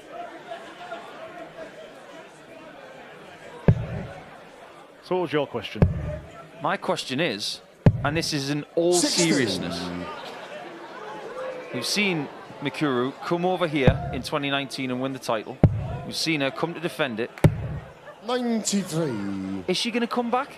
Or is she going to now concentrate on the Japanese circuit that she owns all of the time? And she'll say, do you know what? I've had a good run in steel tip darts. I've got a couple of world titles. I'm going to leave it at that. I wouldn't be shocked if that was the case. It would be a shame if it was, for us and for you. 51. Come back to that, but Tricole here will look at 46. 46. 14 for double 16 is the usual MO, and he's gone that route. Can he execute? Yeah, he that's can. game short in the second leg. Tricole. Third leg is good start to this one. Game on. And Thibaut's wearing his away shirt tonight. 60. Yeah, just going back to that point, I think, or I hope perhaps, that there is enough going on in the women's game over here that could draw McEwen to play more and to travel more over here. We've got the women's series in the PDC. There are plenty of opportunities in the WDF. There's the carrot of playing at the World Match Play, the carrot of being at the World Masters, of being back here at the Lakeside next year for the World Championship. So I think and hope that she'll carry on travelling. I believe that there are some decisions to make. 140. It'll be interesting to see what the media can get in due course. Well, Steve Hine had a 140. decision to make. He's kind of doing himself out of having to make that decision, because he also mentioned that he's entered the qualifiers for the World Seniors Masters, which will take place here at Lakeside at the end of next month. 100. Now, if he wins this match, he's not going to be able to go. It's a good problem to have, Steve. Yeah, he said, I hope I don't go. 60. Strange thing to say, isn't it? I hope I don't go. Well, Thibaut's looking at 105 plus here. There's the 5. Here's the plus. 125. I promise you, I didn't know he Steve was going to hit that. 141. I was just hoping for his sake. He's going to get a look at the 76. Did miss a few doubles in his previous match.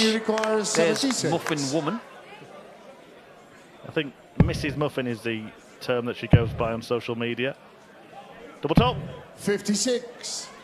Steve, you require their 16. daughter, I suppose, would be Mini Muffin.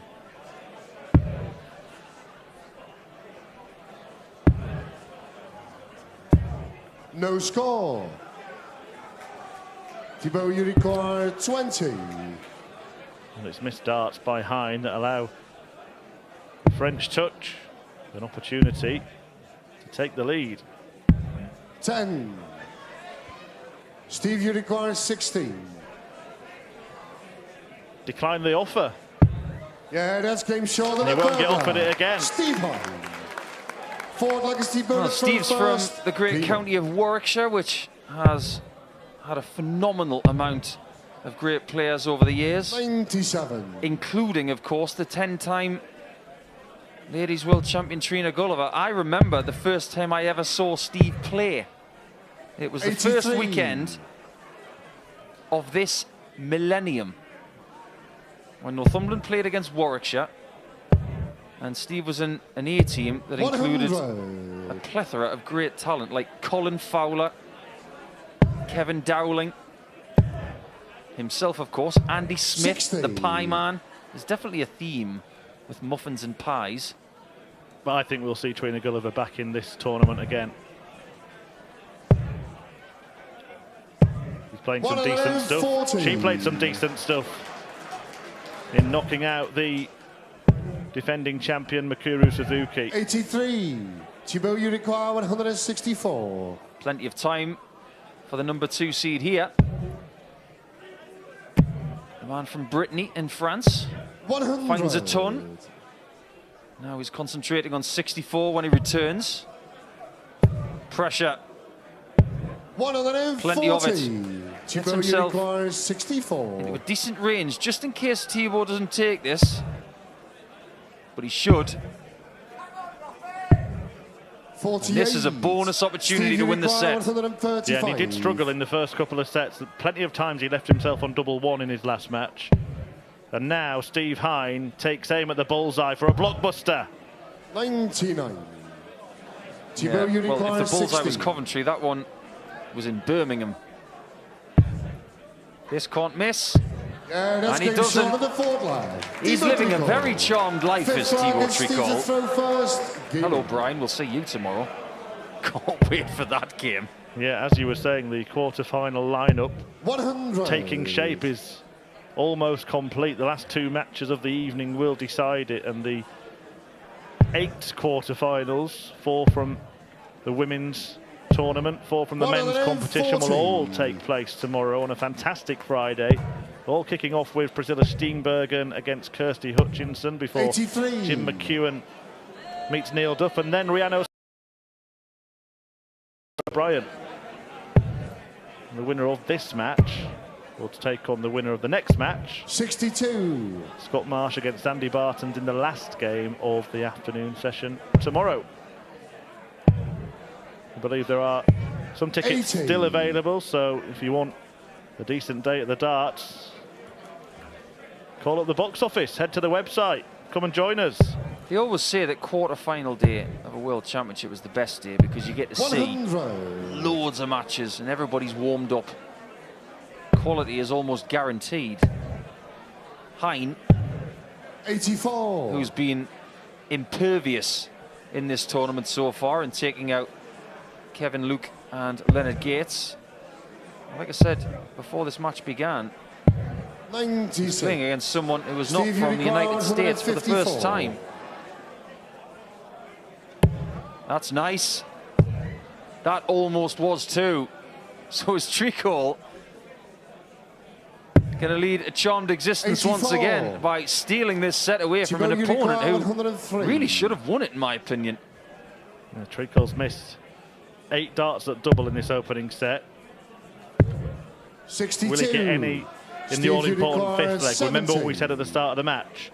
All but one of the sets that Steve Hine has played in have gone to a deciding leg. Yeah, that's game short in the and first he's won them all, and Steve he's won another Hine. one. And Steve Hine has won the opening set here against Thibaut Tricole again in a last leg decider. Experience wins the day, and the Muffin Man marches on. He's a set to the good against Thibaut Tricole, and he's a very, very happy man here at the Lakeside. Hine leads by a set to 0.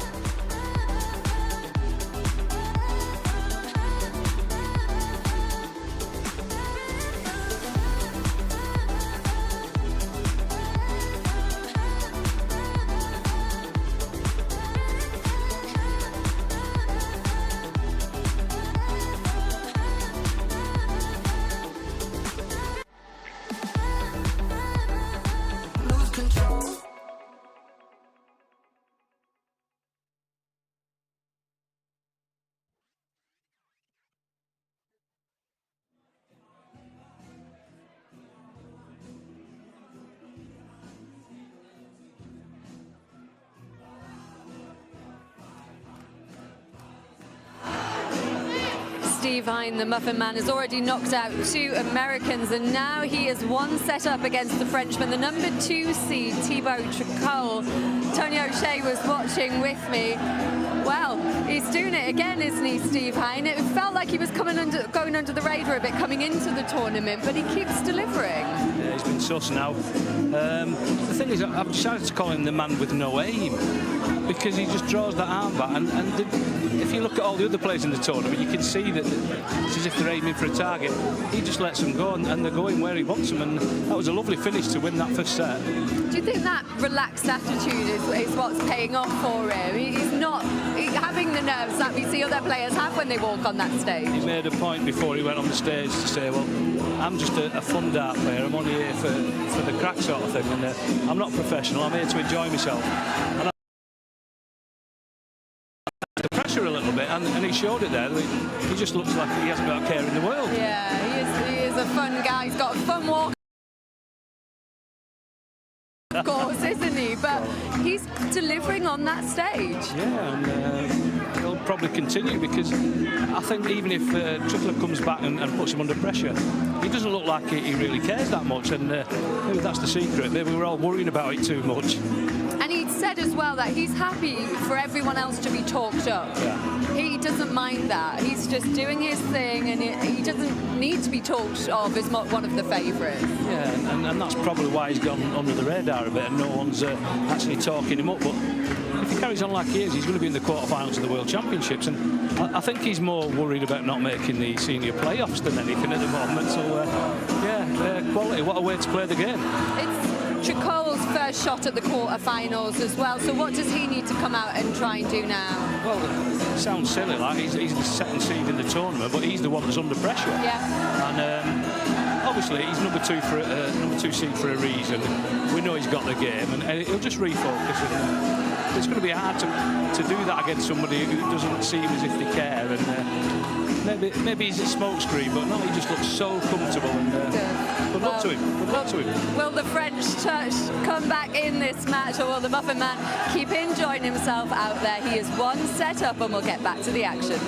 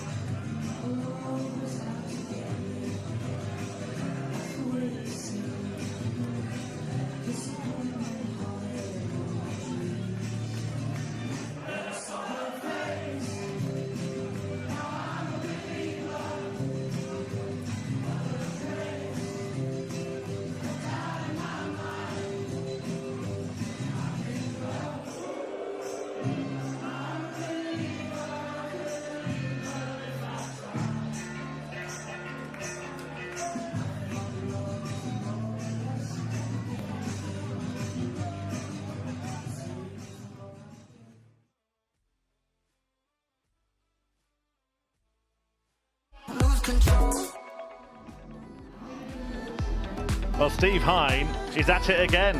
A masterclass in set play darts from the Muffin Man, who has now played 6 sets in this tournament. 5 of them have gone to 5th leg deciders, and Hine has won the lot.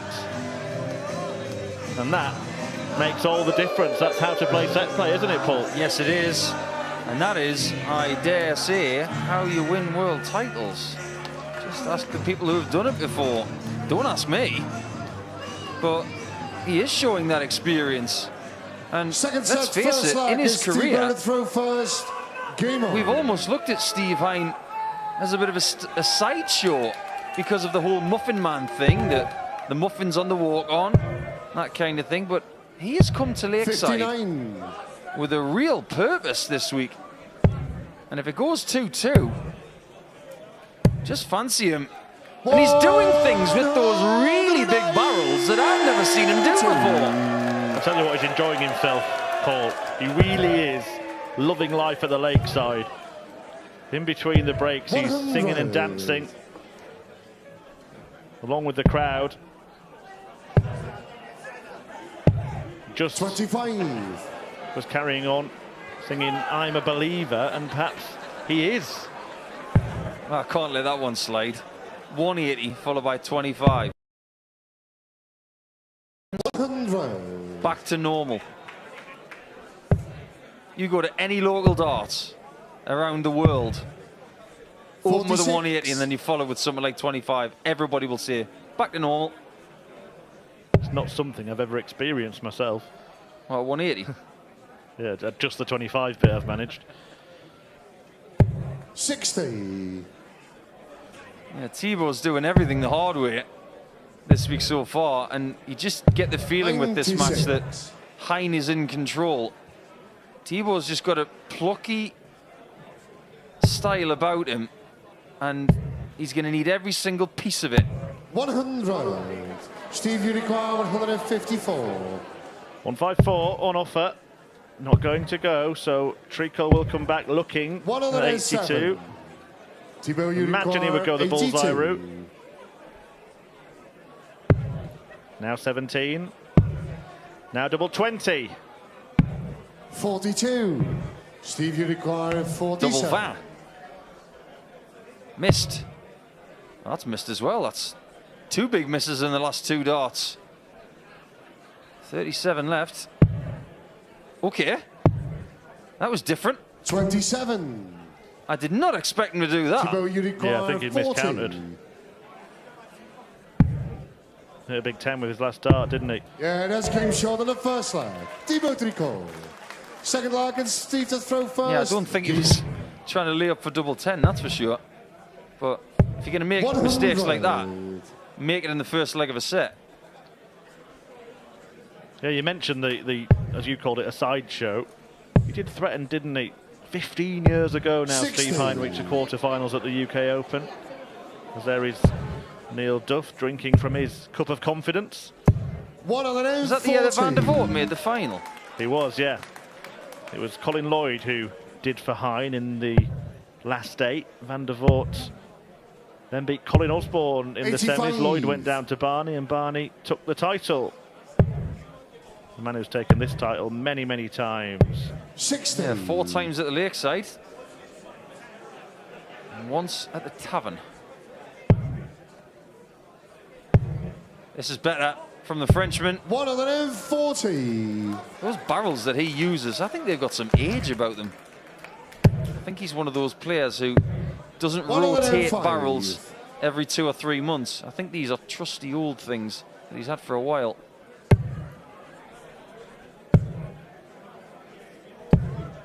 100. Steve, you require 96. Okay, 16 double 18. Good find, double 8. 88. Boy, is he quick. When we talk about quick players, we very rarely talk about Steve Hine. Double top for Thibaut Tricole. Takes a moment. He thinks it's a big moment, and it's his moment. A ton-topping check out for Thibaut Tricole to double his lead in the second set. And now third leg is Thibaut to throw first. He will throw to level the match. Yeah, Paul, you were talking about Steve Hine's technique there. Tony O'Shea said that if he wasn't called the Muffin Man, he should rename himself to the man with no aim. I quite like that. Yeah, he's very much a field player, Steve Hine, always has been. That technique has never changed. With some players over, say, a 20-year period, their technique will evolve. But if you look at Hine 20 years ago to now, it hasn't changed one little bit. If you want to look at Phil Taylor in the mid-90s to around about 2016, 51. And then some of the periods in between those times, it changed almost every 2 or 3 seasons because he was constantly looking for perfection, and more often than not, he found it. Didn't he just? 60. Just losing his touch a little bit here, Steve Hine, and allowing the French touch the opportunity to breeze to a set. Remember, Hine hasn't lost a set so far in this tournament. Can you imagine if he didn't lose one? Well, he has a lot of work to do to stop that happening here. 143. Tricole knows that he has at least half a dozen darts to take out 143. I'm just thinking back. I know that nobody has won this title 78. without losing a set, but didn't Stephen Bunting win the World Masters without losing a set? 44. Thibaut, you require 65. It's good knowledge if he did, Paul. I can neither confirm or deny. We'll find out. But Tricole here for this set to make sure that Steve Hine does lose at least one. Yeah, that's and he finds double 10. And he levels the match. One set apiece. A breeze for Tricole in that one. Game on. He roars back with 3 unanswered legs. Hine has just had to settle down a little bit here. 137. I can confirm that when Stephen Bunting won the World Masters, in 2013, he didn't lose a set. 85. That was somewhere really deep in my mind. I'm glad I got that right. Absolutely stunning in that case. And if you are watching, Stephen, 100. a very belated well done. But you're 9 years late to the party. I think Stephen is watching. He was very much in the Luke 60. Littler corner earlier in the tournament, but I'm sure Stephen's on his way to Barnsley and watching on a smart device. 100. Yeah, and he's a player that's finding form again over the last year or two, Stephen Bunting. I would watch out for the bullets. Yeah, and the person he beat in the final has been here 96. today in Chuck Steve Allen Unicorn, Norris. 164. Yes. Decided not to 81. go for the showstopper there. Did you like a kipper there, didn't he? He thought he was going to go for it. Well, he's an entertainer, isn't he? He'd rather let me down. 140. Doesn't want to let Steve himself Unicorn, down here. 83. T-Bow's lurking again. 66 left. May end up on the ball anyway. 43. Wow, he didn't Thibaut want to go Unicorn, 16 balls for some 120. reason. I think that's a risky play. Very risky on 120, and he gets the dart at tops. Yeah, silly, that's silly been shown in the Steve. first line. What have you done? Thibaut Tricole. Paul Nicholson is shaking his head alongside me. The only thing I can think of Second leg is that is Thibaut Steve did not know Game the on. position that Thibaut was in. Either he misread the 120 or he was already so tuned in to what he was doing 140. that he didn't know that Thibaut was on something makeable. Well, that kind of thing can't happen again. 26. We do see players opt not to go for the bullseye when their opponents are on huge finishes, like the 164 that Hine himself chose not to go for. But not when they're on a finish like 120. Oh, I can outdo that. Earlier this season, I saw somebody lay up when somebody was on 88. 140. That was Krzysztof Kachuk of Poland did that, and I thought it was complete lunacy. Well, lesson taught by Tricole, who has now reeled off the last 4 legs in this match. Did you do French at school? No. 59. You didn't have the choice to Thibaut do it? Unicorn, 140. No, we were told what we did at school, Paul. And French wasn't part of your curriculum? I did German. Oh. Oui! 120. Almost, c'est bon. I had a great French teacher at school. She was called Mrs. Proudfoot. No relation to Jim. 97. Great French Thibaut name there. Unicorn, 20. For 2-0. Yeah, that's That's game right shot at the top. second leg. And you Thibaut might Tricole. think that that is nowhere Third near the leg middle, is Steve to throw but you'd much first. rather hit Game double on. 10 towards the north of it than go near that double 15. This game is changing. Well, it's 5 in a row now for Tricole.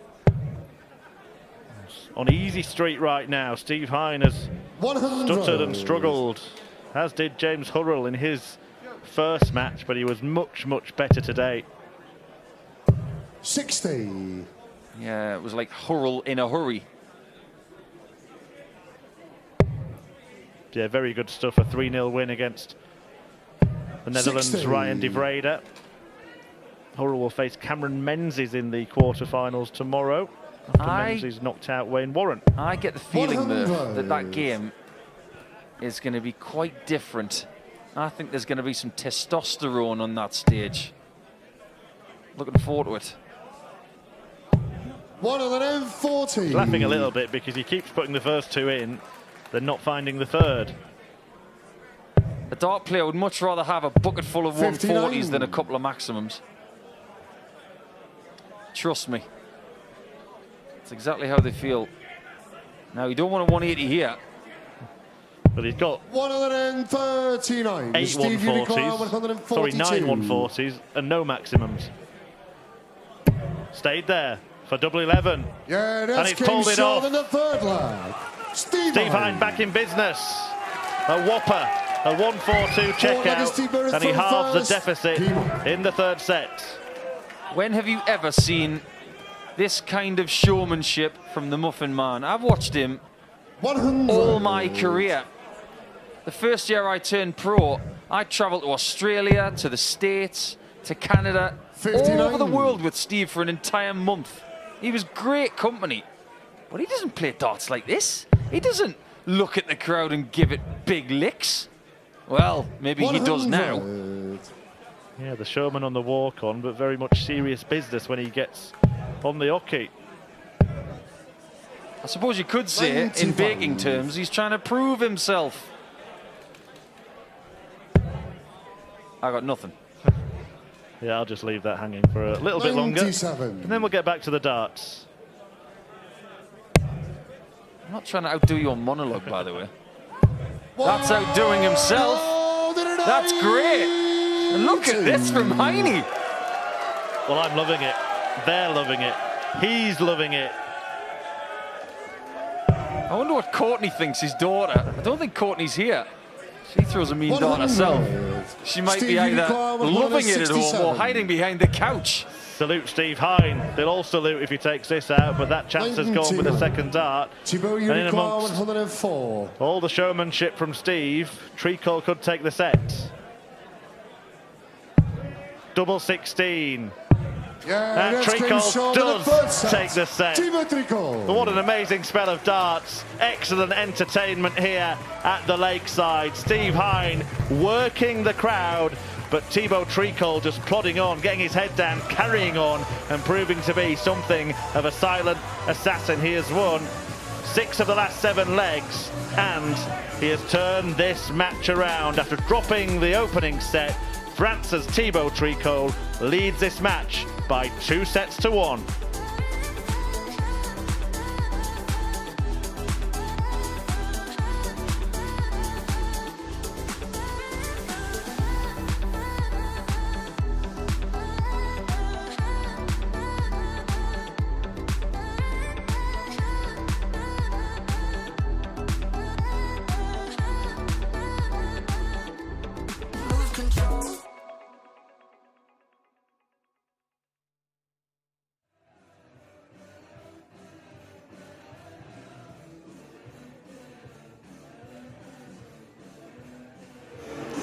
Tony is back with me, and Thibaut Tricole has turned it around. He is 2-1 up, but that doesn't tell the full story, because there was a little resurgence at the end there from Steve Hine. He's really playing to the crowd now. Where has this come from the Muffin Man? Well, listening to Paul in the box, he's known him forever, and he said he's never played like this. He's never turned and spoke to the crowd. He's never got involved with the crowd, but I think he's playing with such freedom, and he's playing well. He's just enjoying himself, and that was brilliant to see that. I mean, Tricole played really well in that set, but it almost came to an end there, because that finish was brilliant, and a little bit more luck in the last leg there, and we could still be playing. So it's nice to see a player playing with freedom like Stevie Hine. That 1-4-2 checkout was the moment, wasn't it? It just seemed to give him that big lift, and it just looked like at that moment, yeah, he does really want this. Yeah, well, he wants it, but he wants to enjoy doing it as well. And I wish everyone played darts like that. That was hilarious, that set. Just for Tricole, though, how much better was he in those last 2 sets than the opener? He was going through the gears there, and he looked like the number 2 seed most of that set. It wasn't really a blip, that, because that was a great finish, but that last leg there, he showed his true colours there. Steve Hine, the Englishman, do you want to see him come out and keep working that crowd, keep trying to use that to his advantage in this match? Well, he's playing a player that's supposedly going to be so much better than him, but it doesn't look that way, and he should just carry on doing exactly what he's doing, because what he's doing is right. He's enjoying the game, he's playing well, and just carry on. How important is it that Tricole does well here in terms of French darts and bigging the game up there? Yeah, I mean, I've been to the French Open a couple of times. I've had a bit of success there as well, and if I'm honest, Tricole is the only French player that I've seen to actually travel and bring the game back home to France, and I suppose doing well in this, and if he won it, then surely that would bring more French players onto the scene and boost the sport at home. Yeah, he's flying the flag here as he tries to win a World Championship. He's 2-1 up, but the Muffin Man is definitely not down and out in this one.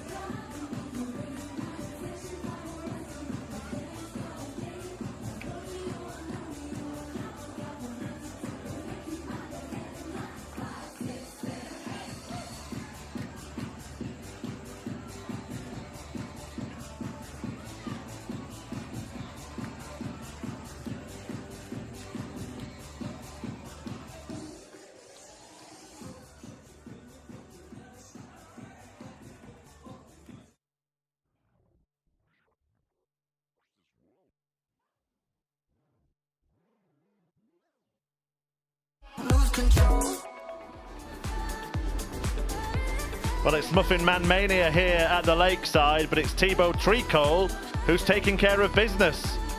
Hine enjoying himself on the Lakeside stage, but Tricole has taken the last 2 sets. In fact, he's won 6 of the last 7 legs. And the Muffin Man has work to do under the bright lights here at the WDF World Darts Championship. Now, before we get back into this one, Paul, you posed the question earlier whether Mikuru Suzuki would return to the Lakeside stage, and I think you've had an answer, haven't you? First leg is Thibaut to throw. Yes, we have. Game on. And Mikuru's social media channel has confirmed to us that she wants to come back onto this stage. 60. In her own words, not very good tonight. I would like to return to this stage again next time. Thank you for your support. Early in the morning. I think she's talking about people in Japan, of course, but great to hear that she wants to come back. Yeah, and while we're on the subject of women's darts, we also had a chat about tournaments won without dropping a set, and of course it has happened 45. in the Women's World Championship. Trina Gulliver has done that, as has Mikuru herself, Lisa Ashton and Anastasia Dobromoslova. 97. Quite the esteemed list there, isn't it? All multiple champions. So if you want to be a multiple Women's World Champion, you've got to have one year where you don't drop a set. Well, Hine has dropped 2 here, and if he drops 1 more, he'll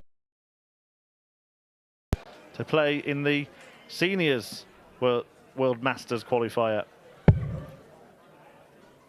Darts right now has got so much in the way of action. 40. And I'm seeing, like never before, people in tournaments of this kind of ilk looking over their shoulder 59. And saying, you know what, if this doesn't work out, there's something to do tomorrow. 56. He's got something to do tomorrow. I don't know what Wayne Warren's doing, though. It is always a great darting 60. community. Steve Unicorn, 144. All the players stick around and watch their friends, 2 of the world together. It's better if 54. You all get on, isn't it? It's easier. Thibaut Unicorn, most 96. of the time. I've been very fortunate with some of my travelling partners. Stay there. Ooh, hello. Yeah, oh, it's gorgeous from Tricole. I didn't think he was going to go that route, but he's so quick and so organic. He just found it without thinking. Brilliant from Thibaut. And it's a brilliant run of legs, really is. Showing the Muffin Man how it's done. 99. 6 out of 7 becomes 7 out of 8. 41. I would classify Double T as a bit streaky. I know he was quite fortunate to come through in his first game, but we are seeing a much more polished product in this last 16 match. And how many times have we said that? A player who's played the first match and then has been much, much better in the second. 33. Now you see some of those finishes from this match. Very, very good indeed. Good tactics here from Thibaut Tricole, and he finds the lead that he craved. Well, it's going well. The number 2 seed in the men's tournament, but the number 1 seed in the women's tournament was knocked out. Thibaut Unicorn, 170. She's been here nearly a week now. She's only played 6 legs. Didn't win one. Yeah, Tori Q. 58. Who will face Steve Unicorn, 130. Lorraine Winstanley in tomorrow's quarterfinals. 60. Bullseye. 81. Thibaut Unicorn, 112. In the 1. For a second, I thought he laid up again. Oh, not again. He just missed. Not again. 92. Not again. Steve Unicorn, 49. Well, it's a fast-paced, frantic, fabulous game of darts. But Steve Hine looks at double 16. He took a step back then and it proved to be the right thing. Yeah, that one didn't really suit the swagger, Steve. Just carry on, pal. He gave that full-on Mervyn King, didn't he? He's going to give it large. Oh, no, I won't bother. Do you remember that? 100. At Coventry, funnily enough. It was at Coventry. It was in Steve Hine's hometown where Merv King was getting involved in a real battle with 60. Michael Van Gerwen in the final of the Players' Championship finals. That was the famous "What are you doing?" wasn't it, from Mervyn? to Michael. I think it was something different to that, but plenty of smiles in here. You can see Vicky there is still smiling. But who's going to be smiling after this one? As we have a 174. Now that did deserve the celebration. He's getting the hang of it now. He's giving it the pose, isn't he? He's giving it the catalogue pose. Well, look how much Tricole's doubling has improved there. He was struggling at the start of the match. But he's got up to almost 40%.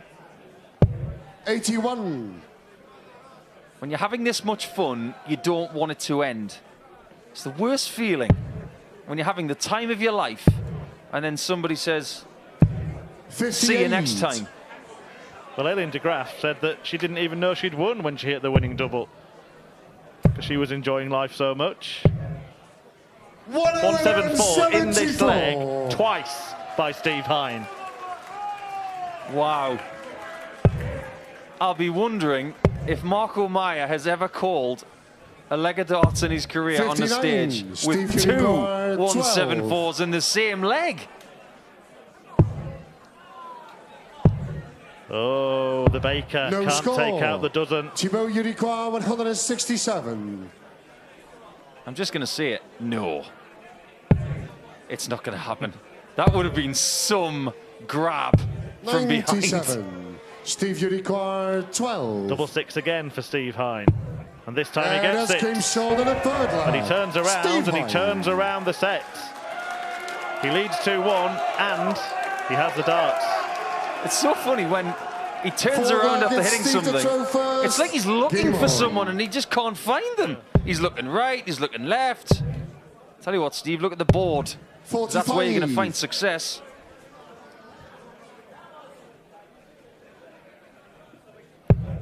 So much fun, this game of darts, but at some point, particularly if it goes into the final set, it's going to get much quieter in here, much more serious between the players. As the tension starts to rise, as the drama starts to stir, and you can almost just start to feel that happening now. This place is being tempered. There will be no more breaks in this match. We will go to a conclusion, and there are no tie breaks in the final set if we need it. 80. She's a little bit more worried than she was earlier.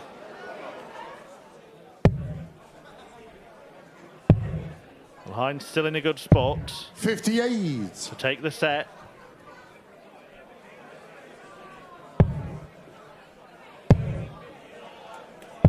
Good from Hine. In fact, I'll revise.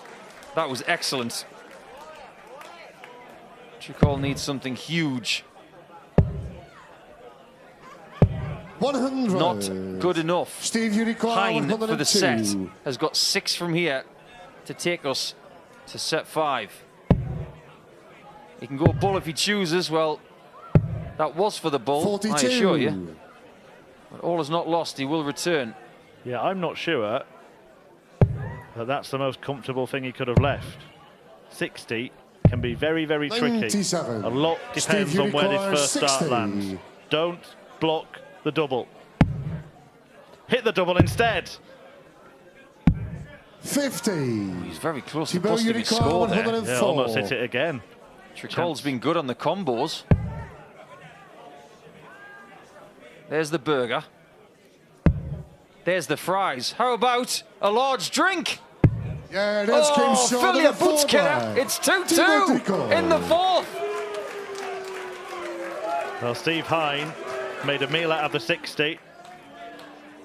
And then Tricole Fifth leg is Thibaut to throw accepted the first. deal. Game on. 2-2, and he has the darts. Not just for the set, but for the match. That is how quickly it can change. It's how quickly it has changed. 81. The amount of times in this tournament so far that Tricole has been way behind and stolen legs away. 60. Thinking about changing his nickname to the Thief. The French touch is 140. meant to mean he's got that bit of perfection about him. He's got the French touch. Everything he touches is really 97. good. I suppose it's the same as, you know, single guy who has, you know, a black leather couch and he's got the same coloured walls throughout his apartment.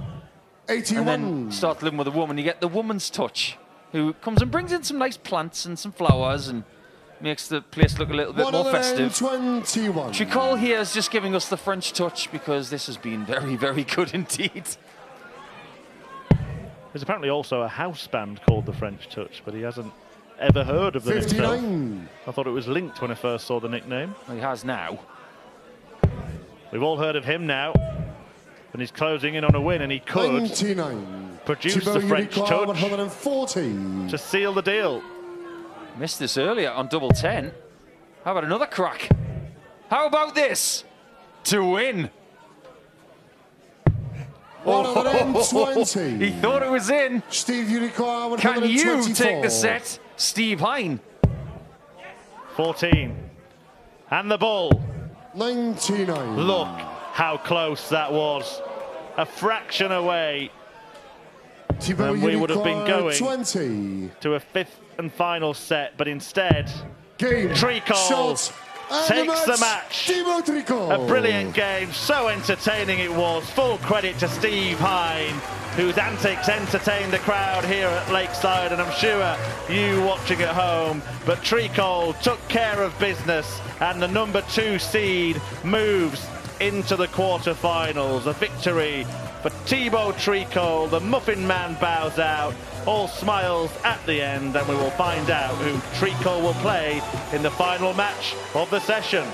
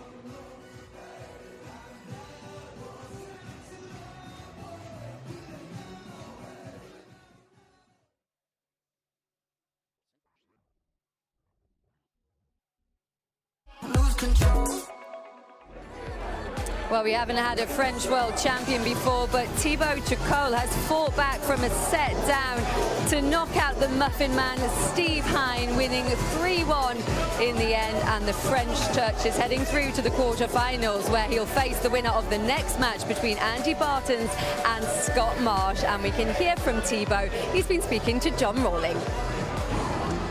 Yeah. Well played. Happy man. Yeah, yes. It's strange because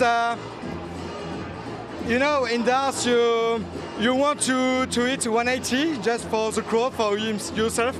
I did that, nothing, not 180. So I don't know the averages, but I think for me it's a better match than yesterday. Yeah, you look better. I finished better. So yeah, I'm feel good now, but. He took that first set, and then you had to come back at him. I mean, yeah. were you worried at that point? Yeah, I remember one leg, I missed double on double 10 and double 5. I don't remember, but I'm not sure. And I will not have regrets about this set lost. So, yeah, I never give up to come back. Never. Tell me, how much interest is there in your progress back home? How much are people following how you do? I know we have a country behind me. You know, darts in France is not famous. It's the start now, but I think so. Everybody, is behind me. You winning, you keep winning. It's going to become more famous. Well done. Yeah, thank you. Yeah, we'll certainly be getting a lot more attention now that Thibaut Tricole is through to the quarterfinals of the World Championships. He did have to fight back from a set down, though. Tony O'Shea is watching with me. He said he really regretted that first set, but what do you think about the way he responded to that setback? Well, we said at the break there, he had to show why he was number 2 seed, and he did that exactly. I mean, the finishing from the pair of them after the break was awesome, and it was really entertaining, and yeah, he did exactly what he needed to do, and he showed us exactly why he's number 2 seed. He came out and really started to turn it on, didn't he? He had 400 plus checkouts in that match. There was a big one when he checked out on 120, but Steve before had the chance on the bull and didn't take it. What happened there, Tony? If you look throughout the tournament, I mean, plenty of times in the past, people play percentages, make silly mistakes. There's lots of reasons, but for him then to go and take advantage of it, that's the sign of a great player. And then Tricole checked out on that 120, and he just kept on delivering. Then in the penultimate leg of the match, he checked out on 104. Was that a big one? Yeah, as I said, the finishing from the pair of them in that 142 from Steve was brilliant. But yeah, he looked like he was totally in control of the game there. I mean, a standard 104, brilliant darts. Could we have a first ever French champion? Is this guy good enough? He certainly seems to be improving. It was a bit better than his previous game, and he's definitely got the game. To be number 2 seed in a World Championships means you've done something right for the last 12 months or more. And yeah, of course, he's in the quarterfinals now. They're all there to be beat now, and they'll all think exactly the same. But yeah, he's looking better at each game, yeah.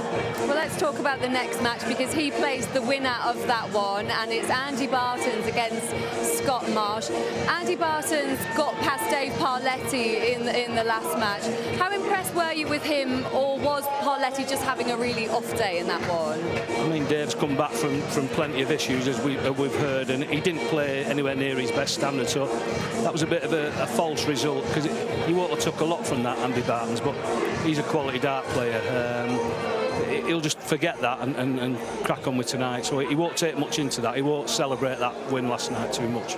And for Scott, he looked really good, didn't he, against James Richardson in that matchup. It was somewhat overshadowed, that one, because of the phenomenal display of Richard Veenstra that night. But how well did he play? Because he probably didn't get much credit for it that night. Well, obviously, I mean, a record-breaking performance. I mean, follow that one. It's not nice, is it? But I thought it was a great game last night, to be honest. And Scott played really well. He really impressed me. I know he won the British Open, which is tough to win, and he did that in a bit of style. But I was really impressed with Scott last night. And nobody should be called a dark horse because they're all here for a reason, but out of the players that's still in it, he could be the dark horse. Well, we can get his thoughts ahead of that match, and first we'll hear from Andy Bartons.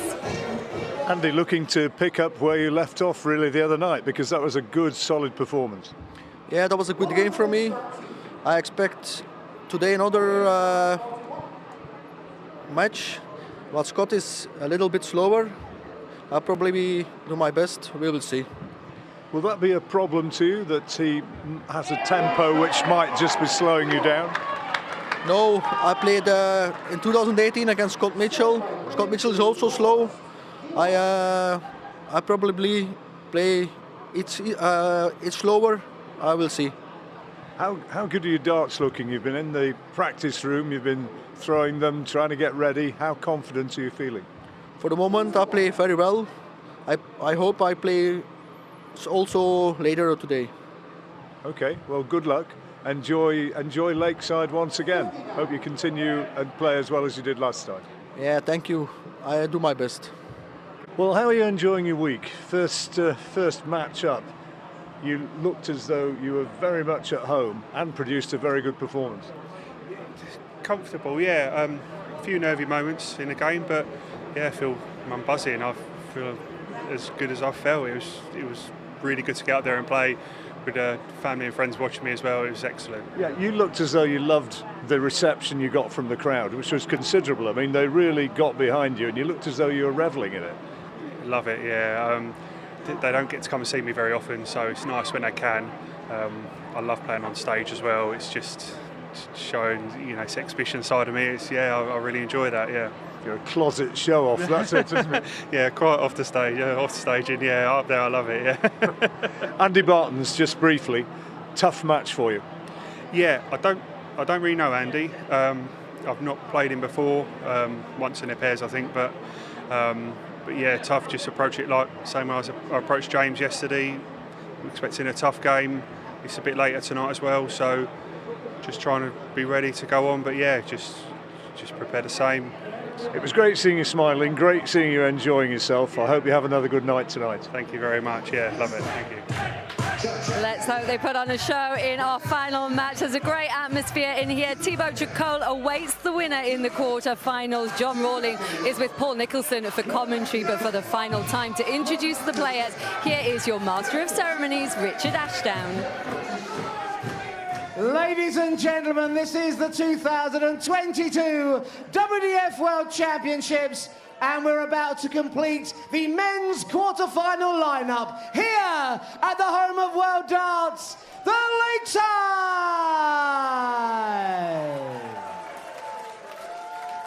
Firstly, we introduce from England, the reigning British Open champion, the Martian, Scott Marsh.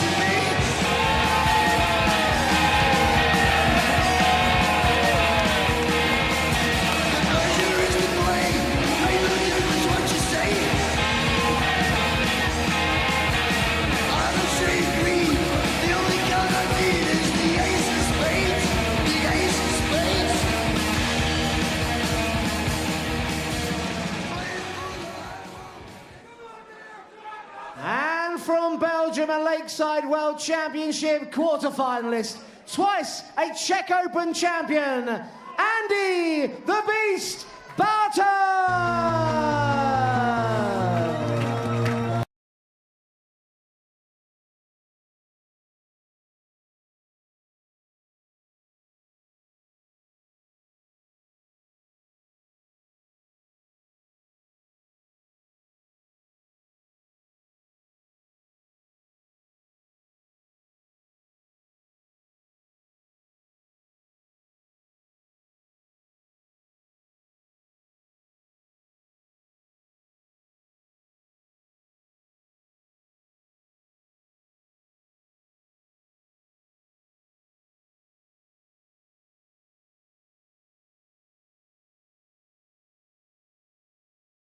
dressed as the Martian. I recognised Motorhead. I wasn't too sure about what Mr. Bartons was walking into. Any idea? Called Danger Zone by a lot of people. A lot of people, none of whom you've heard of. By Swiss Society, Remedy, P&R, and Jorge Martin Esprez. That's what I've got in front of me. Right, I'll get that on in the car on the way home. Positively while away the hours. Andy Bartons played really well in beating Dave Parletti, the beast from the east, winning in the last round. Nice, solid performance. Finished well, scored adequately, and he reckons that he can play better. Well, Scott Marsh, he had an absolute cracker of a match against James Richardson, eventually coming home and confessing to me that although he's quite a shy and mild-mannered man off the stage, when he got up there, he absolutely loved being the focal point of attention. I've heard from some quarters that Marshy likes the attention on the stage. He likes to be a bit confident, and do you know what? There's nothing wrong with that. Absolutely. Because if you're going to have 1 week or possibly 9 days in your year where you're going to strut your stuff, this is not the worst place to do that. Thank you, ladies and gentlemen. First set, first leg. Scott with the darts. To throw first. Game on. Winning the bull-up away in the practice room. And if it goes all the way, then that could be an important factor, because he would have the darts in a deciding leg and he'd have the darts in the deciding set. And that could be a factor if it goes as far as that. He comes from Down Village, incidentally, and we're talking 55. It's near Biggin Hill, and I was saying, now hang on, is that Surrey? Is it counts as London? Is it Kent? And he came over. He's actually been reviewing his own performance, so he's watching 45. it and listening to some of the ramble we were coming out with. And he came up to me and he said, we are just in Kent, only just. And he said, technically, the village is in Kent, Surrey and part of Greater London. So as a county player, I could, if I wanted to, play for any of those three. So it's the Kent, London sort of equivalent of Milton Keynes, which 91. Is in 3 different counties too. Yeah, or yeah, that's a pretty good analogy. It's apparently the place where Charles Darwin's family came from, and in the village church, all his relatives are buried there. Not the man himself, of course, because he's in Westminster Abbey. Yeah, Charles did pretty well, didn't he? Yeah, he had his moments, didn't he? Yeah, 59. He had a few ideas. Scott's wife, Holly, will be watching on. Andy, of course, cheered on by the contingent of Belgian supporters, led by the remarkable Jackie. Both players have a very similar style in the way that their darts land in the board. They want them to be flat so they can overstack. We'll talk more about that in coming legs. Bartons, treble 18. We'll have a look, see if you're right. Correct. And now looking to get to tops. This is his favourite for 1-0. 26. Not this time. And you require 48. Bartons has options. Double 16.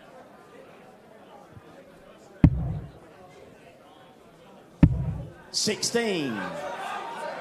Scott, you require 40. Tops again.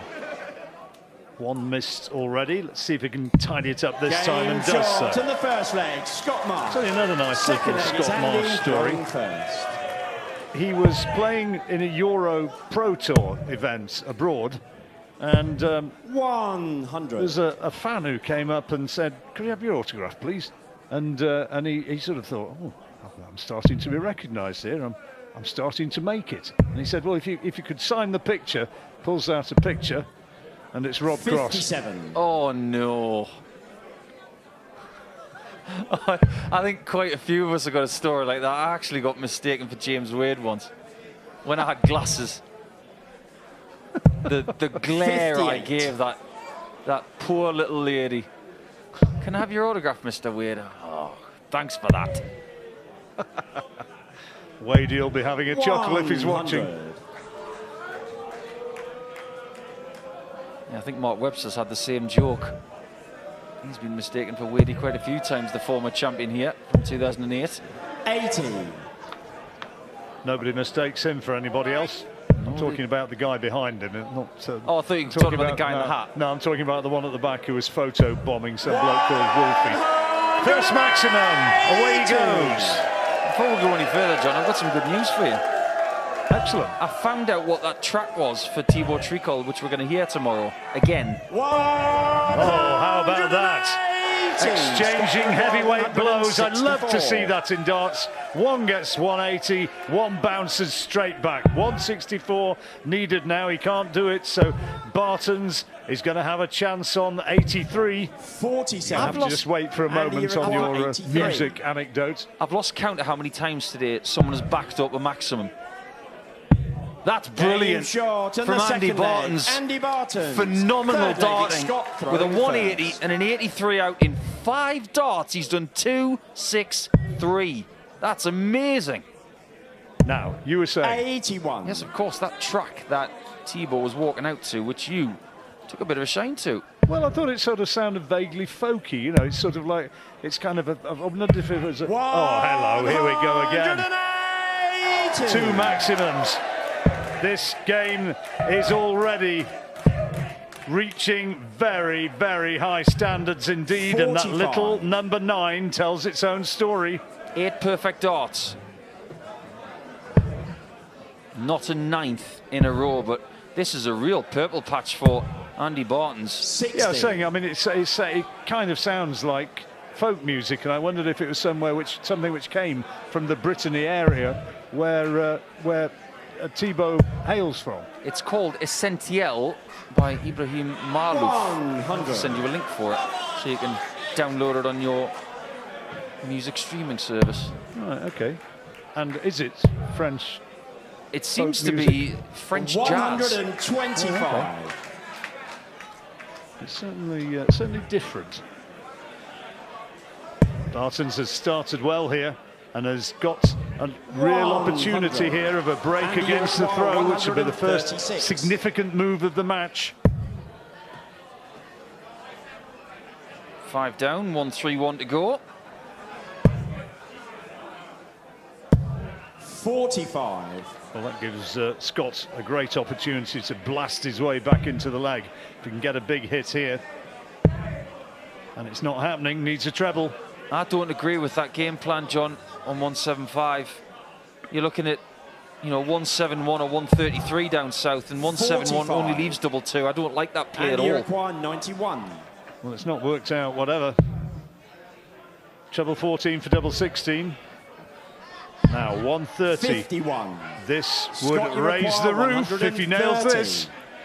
He's going to miss this 60, miss it low. That's all right. 60 bull left. Well thrown darts, just slightly over pitched. 44. Last one was a bit sad. And you require 40. Bartons, tops. Adjustment, very good. It may not be the highest standard yet, but this is gripping. 4th leg is Andy to throw first. 2 quarter-finalists there. One from Australia, one from the Netherlands. Bartons, as you see there, 55. Averaging around 90 at this stage. Scott will be wanting to up his scoring, up his standards. Well, 91. we talked a lot about Scott Marsh in this first set. How about another Scott Marsh story? During lockdown, he joined the early phases of the Live League where we all played from our own homes. Scott was playing in his garage, and it was during a very hot summer. It was almost as if his camera that was on him during the match was sweating. It was that hot. But in one game he played, 60. I commentated on it, he averaged over 114. Goodness me. It was destructive.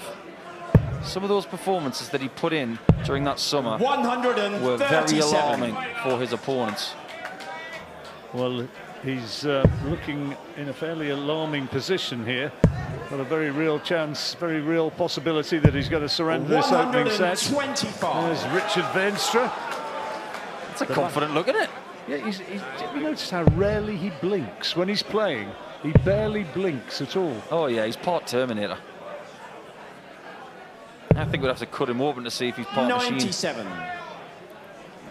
I think it's amazing how many times he blinks maybe in a week. Might be about 4 times. Cracking player. He really is when he's on his game, and that is more what Scott Marsh is about. His first maximum for the set. 16.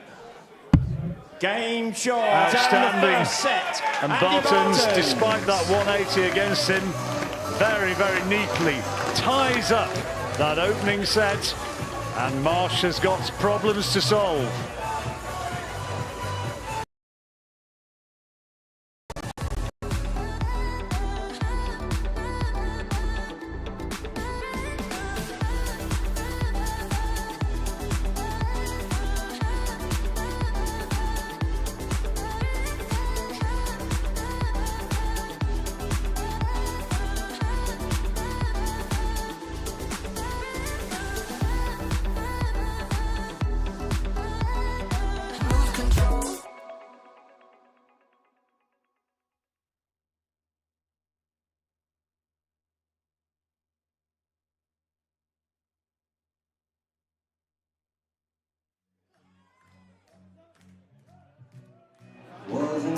Well, Andy Bartons is a set-up against Scott Marsh, the Martian, in this final match of this Thursday evening session. Tony O'Shea was watching with me. It's gripping stuff, Tony. What did you enjoy about that first set? Well, the first thing that struck me was they're so well matched, so closely matched. Yeah, it was. We had a bit of everything there, plenty of 180s, back-to-backs, and obviously Andy Bartons there just stole that one, and he's broke him in the first set. So technically he's got a slight advantage, but I think they're really well matched, these two. Took out 2-6-3 with 5 darts, the beast. It's high quality, do you think? Yeah, of course. I mean, that's almost a full leg, really. It's not far off, and if you've got that in your armoury, then you're never going to be far off. And yeah, I think it's probably going to get better now. Once they relax the pair of them and get into the game, I think it could go right to the last set. Did Scott do much wrong? No, he was just one throw behind in that last leg, and obviously that was down to Andy Bartons, his great play. So, but I think it's going to pan out, and I think they'll be pretty close come the end of the game. Who wins it, do you think? I'm going to ask you at this stage. I might be asking you again at the end of 3 sets. And I'll probably give you a different answer, to be honest. But no, it's close, but Andy's got that break early on, so that could be the deciding factor. Well, buckle up, because Tony O'Shea thinks this one is going the difference, but it's advantage Andy Bartons at the moment. Let's get back to it.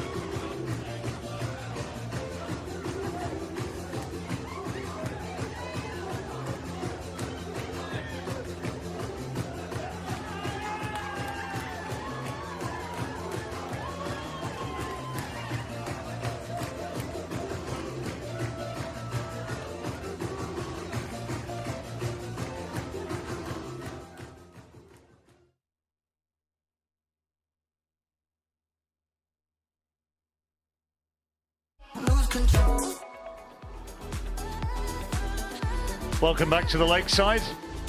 Andy Bartons has the lead. The Belgian is ahead against the Englishman Scott Marsh. But Steve Hine was ahead against Thibaut Tricole in the last match, but it was Tricole who won ultimately, coming through to win 3-1, and he awaits the winner of this one. Can Steve Marsh emulate him and come from behind to make his way into the next round? Second set, first leg, it's Andy to throw first. Game on. This one's been played in a nice spirit, and I suppose we have to say at this juncture that all of the games have been played in a really good spirit. We haven't had any needle whatsoever. No, we've seen disappointment. We've even seen one or two tears, but we've not seen one moment of nastiness. Absolutely. Really good 58. Credit to the WDF, all of these players. We have to consider this guy as a possible title winner because he is firmly under the radar right now. I thought he looked very good beating Dave Parletti yesterday, because Dave had a real purple patch and came back at him at one stage, 96. But he withstood it, regrouped, and just carried on. He's a really, I know I used the word solid too much, a solid player, but he's a really good all-round player. You don't use solid more than golf commentators, though, do you, John? No. But you're right. It was very solid, and there is, of course, 60. the possibility of an all-Belgian final, because Brian Roman at the top half, you've got Andy Bartons at the bottom half, and there will be only one unseeded player in the quarterfinals, and that is Jim McEwen. Two seeded players here, the winner playing seeded Thibaut Tricole tomorrow. Jim McEwen, a good winner earlier on 100 against Warby. And you require 32. Good match, that one, tight one, went all the way, and he won it with an 11-darter. Game shot. Yeah, and Andy Bartons is at it again. Bartons. Really hot start here. Second leg, it's Scott to throw don't first. start doing that, Brian Roman. Don't talk about me, is that what it means? Well, he's nicked my trick. That's what I did on my debut. I've got no fans for about 10 years. So you've been warned, Mr. Roman. If you keep doing that, you're going to lose people from a face point of view. You might turn into a heel. He looks a very good all-round player, and that match tomorrow, I think it's the first match of the evening, isn't it? Richard Benstra against Brian Roman is going to be something special. If they are both on top of their game, that could be a really good one. Really good. I'm going to have a game of rock, paper, scissors to see if I can get that off Tony O'Shea, because I want to call that one. 100. Will not be bad. He'll want it as well, but we'll all be glued to our monitors, and all the fans here 60. Will be glued to the stage. There's Duffman. Say hello, Neil. He must be doing some sort of virtual Rubik's Cube. He's quite a sociable cove, you know. He would know, if he knew that we were looking at him, he'd give us the grin. Oh, he's got some pearly whites. Got great teeth, lovely smile. Been smiling all week, that guy. 100. I haven't looked too closely at his teeth. Looked at the way he throws the dart, which is pretty impressive. Oh, yeah. Wants the darts to do the talk, and he's only 85. a couple of days away from possibly giving an amazing birthday present to his daughter. There's a lot of dart players in this draw who are wanting to do things 81. For themselves, of course, but would love to Andy, you require 91. Tribute some of the things they do to their family and their sponsors. Andy Barton's looking at tops, and now tens. It's 2-0 in the second. He's starting to stretch his legs. This is really good. Neil Duff's daughter Hayley celebrates her 18th on Saturday, on Sunday rather. So that would be a lovely birthday present. He's got to get through his next round, which would be against Jim McEwen. That's another tasty-looking match. Yeah. Quarterfinals day at the Lakeside is usually very eventful. We're going to have quarterfinals, for all tomorrow. It's going to be the women and the men sorting things out to see who stays here for the final weekend. Same doubling rate, 50%, but just the one for Scott Marsh, because Andy Barton's scoring has been so impressive. He's up around the 96 mark and throwing very well indeed. There's been a lot made of certain performances this week, like Veenstra last night, 104.91. Ton plus average for Jim McEwen earlier. We've seen some good performances from other quarters as well, but Bartons is turning into Mr. Consistency. 100. He doesn't give a lot away, does he? But he's going to take some beating. He knows how to make the quarterfinals as well. He's done it before. Last time he was here. 167. He used to throw a mean dart once upon a time. Who did? Jackie. Yes, that's true. He has a disability, and he was a very talented disabled darts player. Well, there is a division of disability darts now, which is brilliant. There's actually an invention out there as we look at Bartons on tops for the set, where the board can go up and down. It's a really good invention, actually, to change the height of the board. Marsh, look at the double 18, keeps the set alive. Scott Marsh. Needed that one, clearly. And his fans, well, that's woken them up.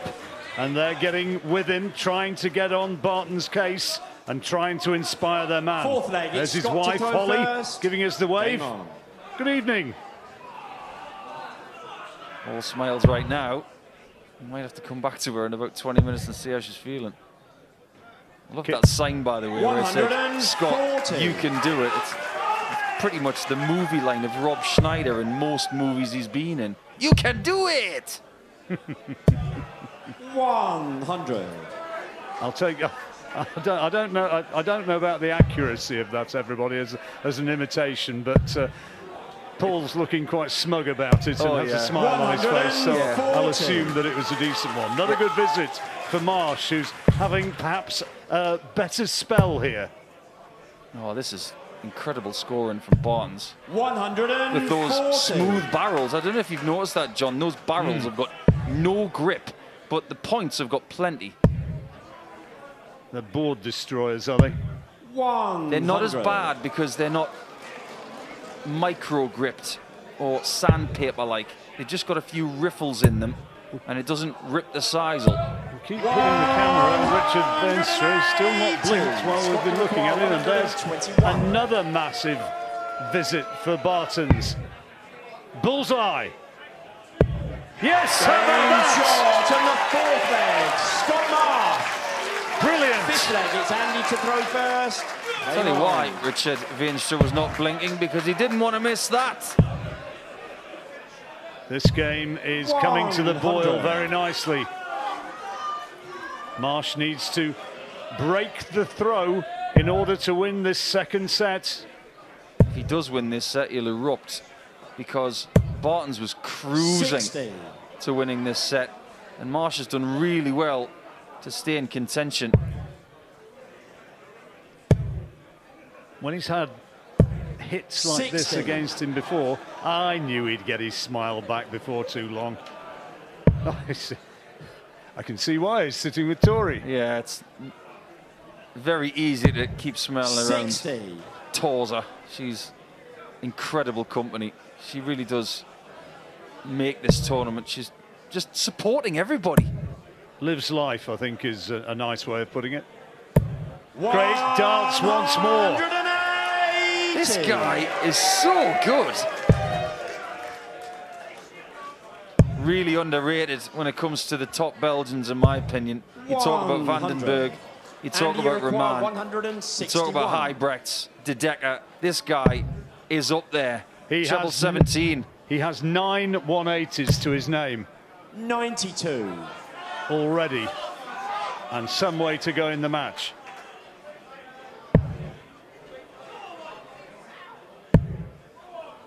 Must get another treble. And does. Cushioned beautifully into that lipstick. 69 then. 69. This is for the set. Double 6 from that. Game Wow. shot, and the That second is set. terrific. Andy And Bartons. Bartons goes 2 up. They'll leave the stage now. They have to. Oh, I beg your pardon. They don't. Of course, we've got. That was Third the set, rules first last leg, night when they it's went Scott off to throw after first. 2. This Game time on. we've been off after 1. They go off again after 3. I stand corrected. I really do think that Bartons is loving being up there right now, because that leg may have been one of the most 100. impressive legs of the week. I know that when it was the conclusion of the Jim McEwen Mike Warburton match, we saw an 11 darter, but he's at it again. Maximum number 10.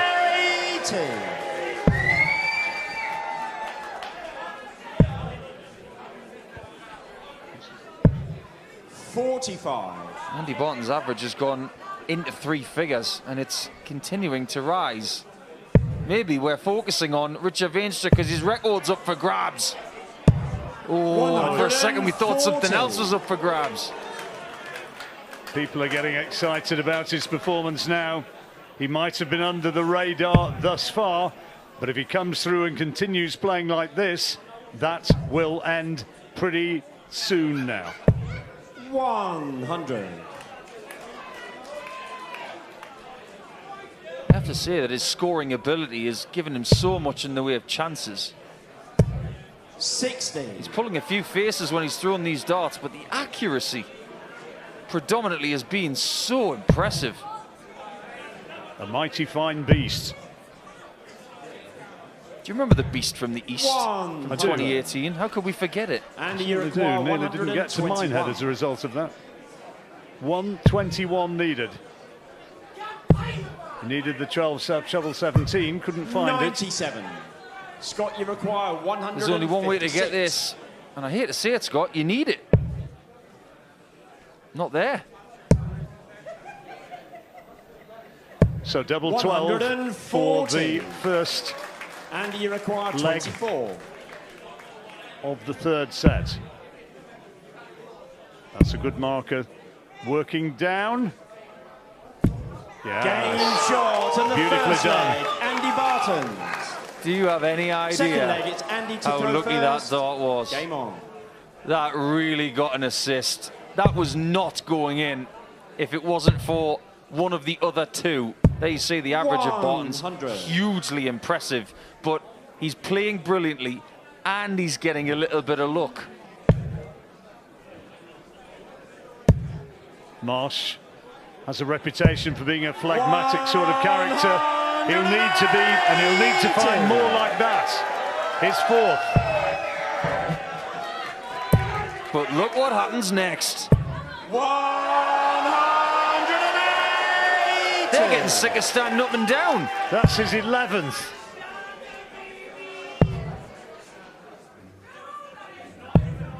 This has been blistering for only 2 and a bit sets. What is Andy Bartons up to? Well, he'll be thinking very much in terms of a straight sets victory here. 100. I can tell you that as a fact. Do you know 121 makeable. Do you know what, John? In his position, do you know what I'd be saying to myself as a player? 4 words. 65. Get rid of him. And you require That's an aggressive 121. mindset, and I think that's exactly what Bartons needs to think. Well, that's a great first dart. Double 18 for 121. And he only 85. missed it by a whisker. Scott, you Well require thrown dart. 160. Second leg in a row, he's needed a big out. 156 didn't go last time. 160 might this time, though. Very close to getting a shot at tops, and Bartons again. 140. Superior scoring, giving And him you this require chance. 36. Double 18 for 2-0 to put him within a leg of victory. Game Great shot dart. and the second leg. Andy Bartons. This has been really impressive. Third leg, it's Scott to throw Not just the first. Belgian fans, Game but all on. darts fans who are seeing this will recognise this lad as a very good player indeed. I'm not speaking out of turn here at all, but this is, up to this point, 140. one of the best displays this stage has ever seen. There's certainly not been too many visible weaknesses. 140. And what a way to start to respond to the 140 of Marsh. Just to give you an insight into the amount of ton plus averages we've seen, there's only one page of them 140. at the Lakeside in its history. If this is something akin to what Veenstra did in his last leg yesterday, it's going to be one of the best of all time at the 92. Lakeside. He's over 101 right now. And on 269, Marsh can extend the match, of course, if he wins this leg. 140. And that helps his chances big time.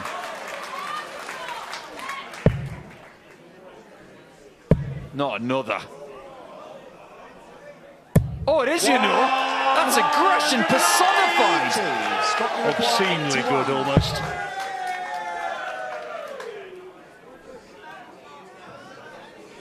Do yourself a favour, Scott. Hit double 13. 55. That could be that, because this is really under threat to win 3 sets to 0 for the match. Double 16, 2 darts in hand, double 8s next door. And there it is. Fabulous display. Andy Bartons sweeps aside Scott Marsh, who didn't play badly. He didn't play badly. And what a terrific performance it was. He averaged 103. That's his match average, which is up there, subject to confirmation as perhaps the 3rd best of all time here at the Lakeside. Absolutely right. He did everything right. Scored well, approached well, finished well, and Andy Bartons has just announced himself as a contender. Thibaut Tricole was watching on in the seats in this auditorium. He can only have been impressed, I'm sure, because Andy Bartons produced a terrific performance there, winning 3-0.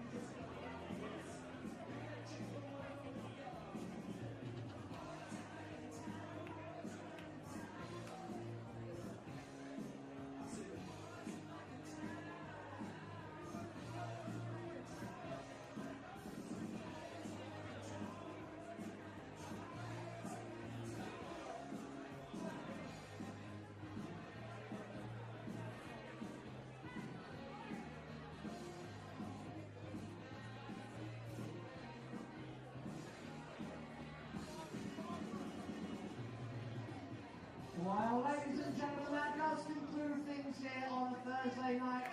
Have you enjoyed yourselves? Who's coming back tomorrow? It's quarterfinals day here at the Lakeside. We hope that as many of you as possible can be back with us. If you're not, make sure you're watching Eurosport and Quest tomorrow afternoon. A brilliant quarterfinals day coming up. We're going to leave Eurosport to it and wish each and every one of you a very safe journey home. Thank you for the atmosphere that you have provided here this evening. And as they say out there, hi ho!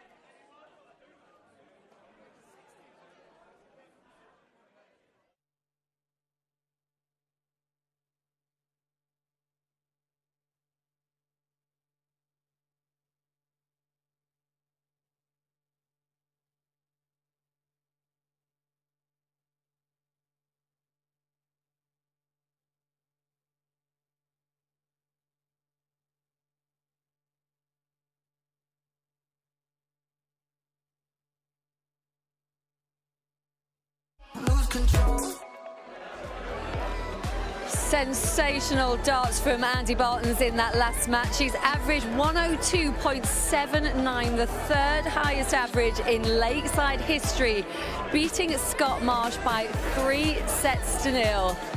Bartons turning on beast mode to head through to the quarterfinals, where he will face Tricole, and he is going to take some stopping.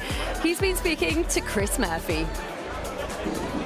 Andy, what a performance. How good did that feel?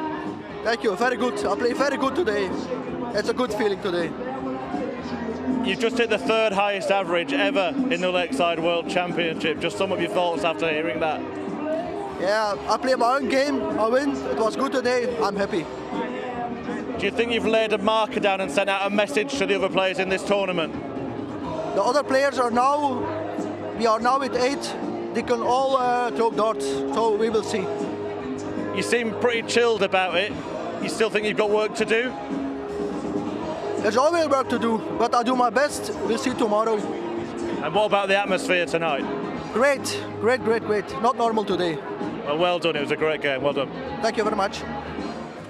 It was a great atmosphere, and he's very much playing that performance down. Paul Nicholson and Tony O'Shea were watching. Does it deserve bigging up a bit more than that? The third highest average, Tony, in Lakeside history. Yeah, do you remember the old days when the Brits used to rule the dartboards? Well, I think the tides are changing. That was superb darts, and we know he's got that in the locker. He's done that again in other tournaments, but to do it on the big stage, it's that was special again, that. And before that final average was recorded, Paul, in commentary, you felt like you were watching something special there. His proximity to that 60 was alarming for everybody left in this tournament. We've only got one unseeded player left, and even that unseeded player has registered a ton-plus average this week. So what we're going to get the next 3 days is going to be magnificent. But that performance from Bartons, he looked pretty chilled about it with Chris Murphy there. But that was one of the best performances on this stage in its history. That is remarkable. He's just overtaken my hero Dennis Priestley on the all-time list for averages on this stage, and only Veenstra and Barneveld are ahead of that. That needs to be lauded. That was brilliant. He did nothing wrong. And he started as he meant to go on. He took out 263, Tony, with 5 darts. That really set the tone for the rest of the match. Yeah, that's the best part of a leg, just in 2 quick throws like that. And to be honest, I feel so sorry for Scott, because he did nothing wrong. Played a great game himself, but when you can finish like this, it's just scary. When you can take care of 263 and 5 darts, you know you're in a purple patch, or beast mode as you've just called it. But when you're taking legs in that kind of fashion, your opponent is thinking, oh no. Marsh was hit with something heavy tonight. He had no answer to that. It's like Tony said, though, we said it last night with Luke Littler and Veenstra, he didn't really do a lot wrong. What about the way Bartons sealed that victory then, checking out on 89, Paul? Getting one chance and taking one chance. And what I love about this is the fact that he didn't change expression all match. He was bombarding that 60 with such regularity. But when he got a chance to win the match, in direct contrast to what happened in the quarterfinals to him the last time he was here, he showed no fear. He didn't show any nerves. He just got rid of it. And I said in commentary, 4 words going through his mind when he's playing like this: get rid of him. And that's exactly what he did. He did. It was absolutely clinical, wasn't it? Do you think he was watching Veenstra last night and was inspired by that? Well, that's exactly what I was going to say. I think Richard's inspired everyone, the girls included. And obviously, again, that mark has been set by Richard, but I think all the lads that are still left in it have got that game in them, and nothing's settled yet. I mean, obviously, that was just one match, and we haven't had any information about Richard's form coming into this.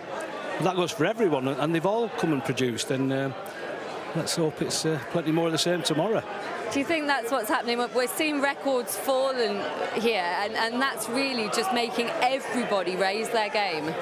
I think 2 reasons why records are being broken and people are raising their game. One, they're being inspired by performances here, but preceding that, some of these guys are playing a lot of darts coming into this and getting the right kind of practice. I think the Live League has given everybody a nice way to practice for going forward, and some of those players are bringing brilliant form into this, but the inspirational levels of what Veenstra's doing and what other people are doing is having an effect on the whole field. It's been another top-class night here at the Lakeside. Then let's just remind ourselves of all the evening's result. Wayne Warren, Tony, the defending champion, fell in that opening match against Cameron Menzies. We've lost both defending champs tonight as well, with Mikuru Suzuki also going out. Yeah, Mikuru was a big shock. I mean, to be honest, after Wayne's disappointments on the doubles last night, what he needed was to hit some early doubles and get a bit of confidence, and that didn't happen, and it just seemed to get worse as the match went on, and I think he was pretty glad to get off the stairs at the end there, to be honest. And Thibaut Tricole had to come from a set down in his match against Steve Hine, but he will... I think the performance of Thibaut Tricole will go under the radar after tonight, because that was a really tough test. Bartons will take all the credit, as he probably should, but Thibaut at points in that match was severely tested by the Muffin Man, and he can go to bed tonight thinking, yeah, I got a chance now, because in the clinch he found some really good pressure shots tonight. I'm really looking forward to Bartons versus Tricole tomorrow. And we have the quarter-final lineup completed, which is absolutely fantastic. The round of 16 is over and done with so many standout matches tomorrow. It's so hard to pick a winner, Tony, do you think, in the women's and the men's draw?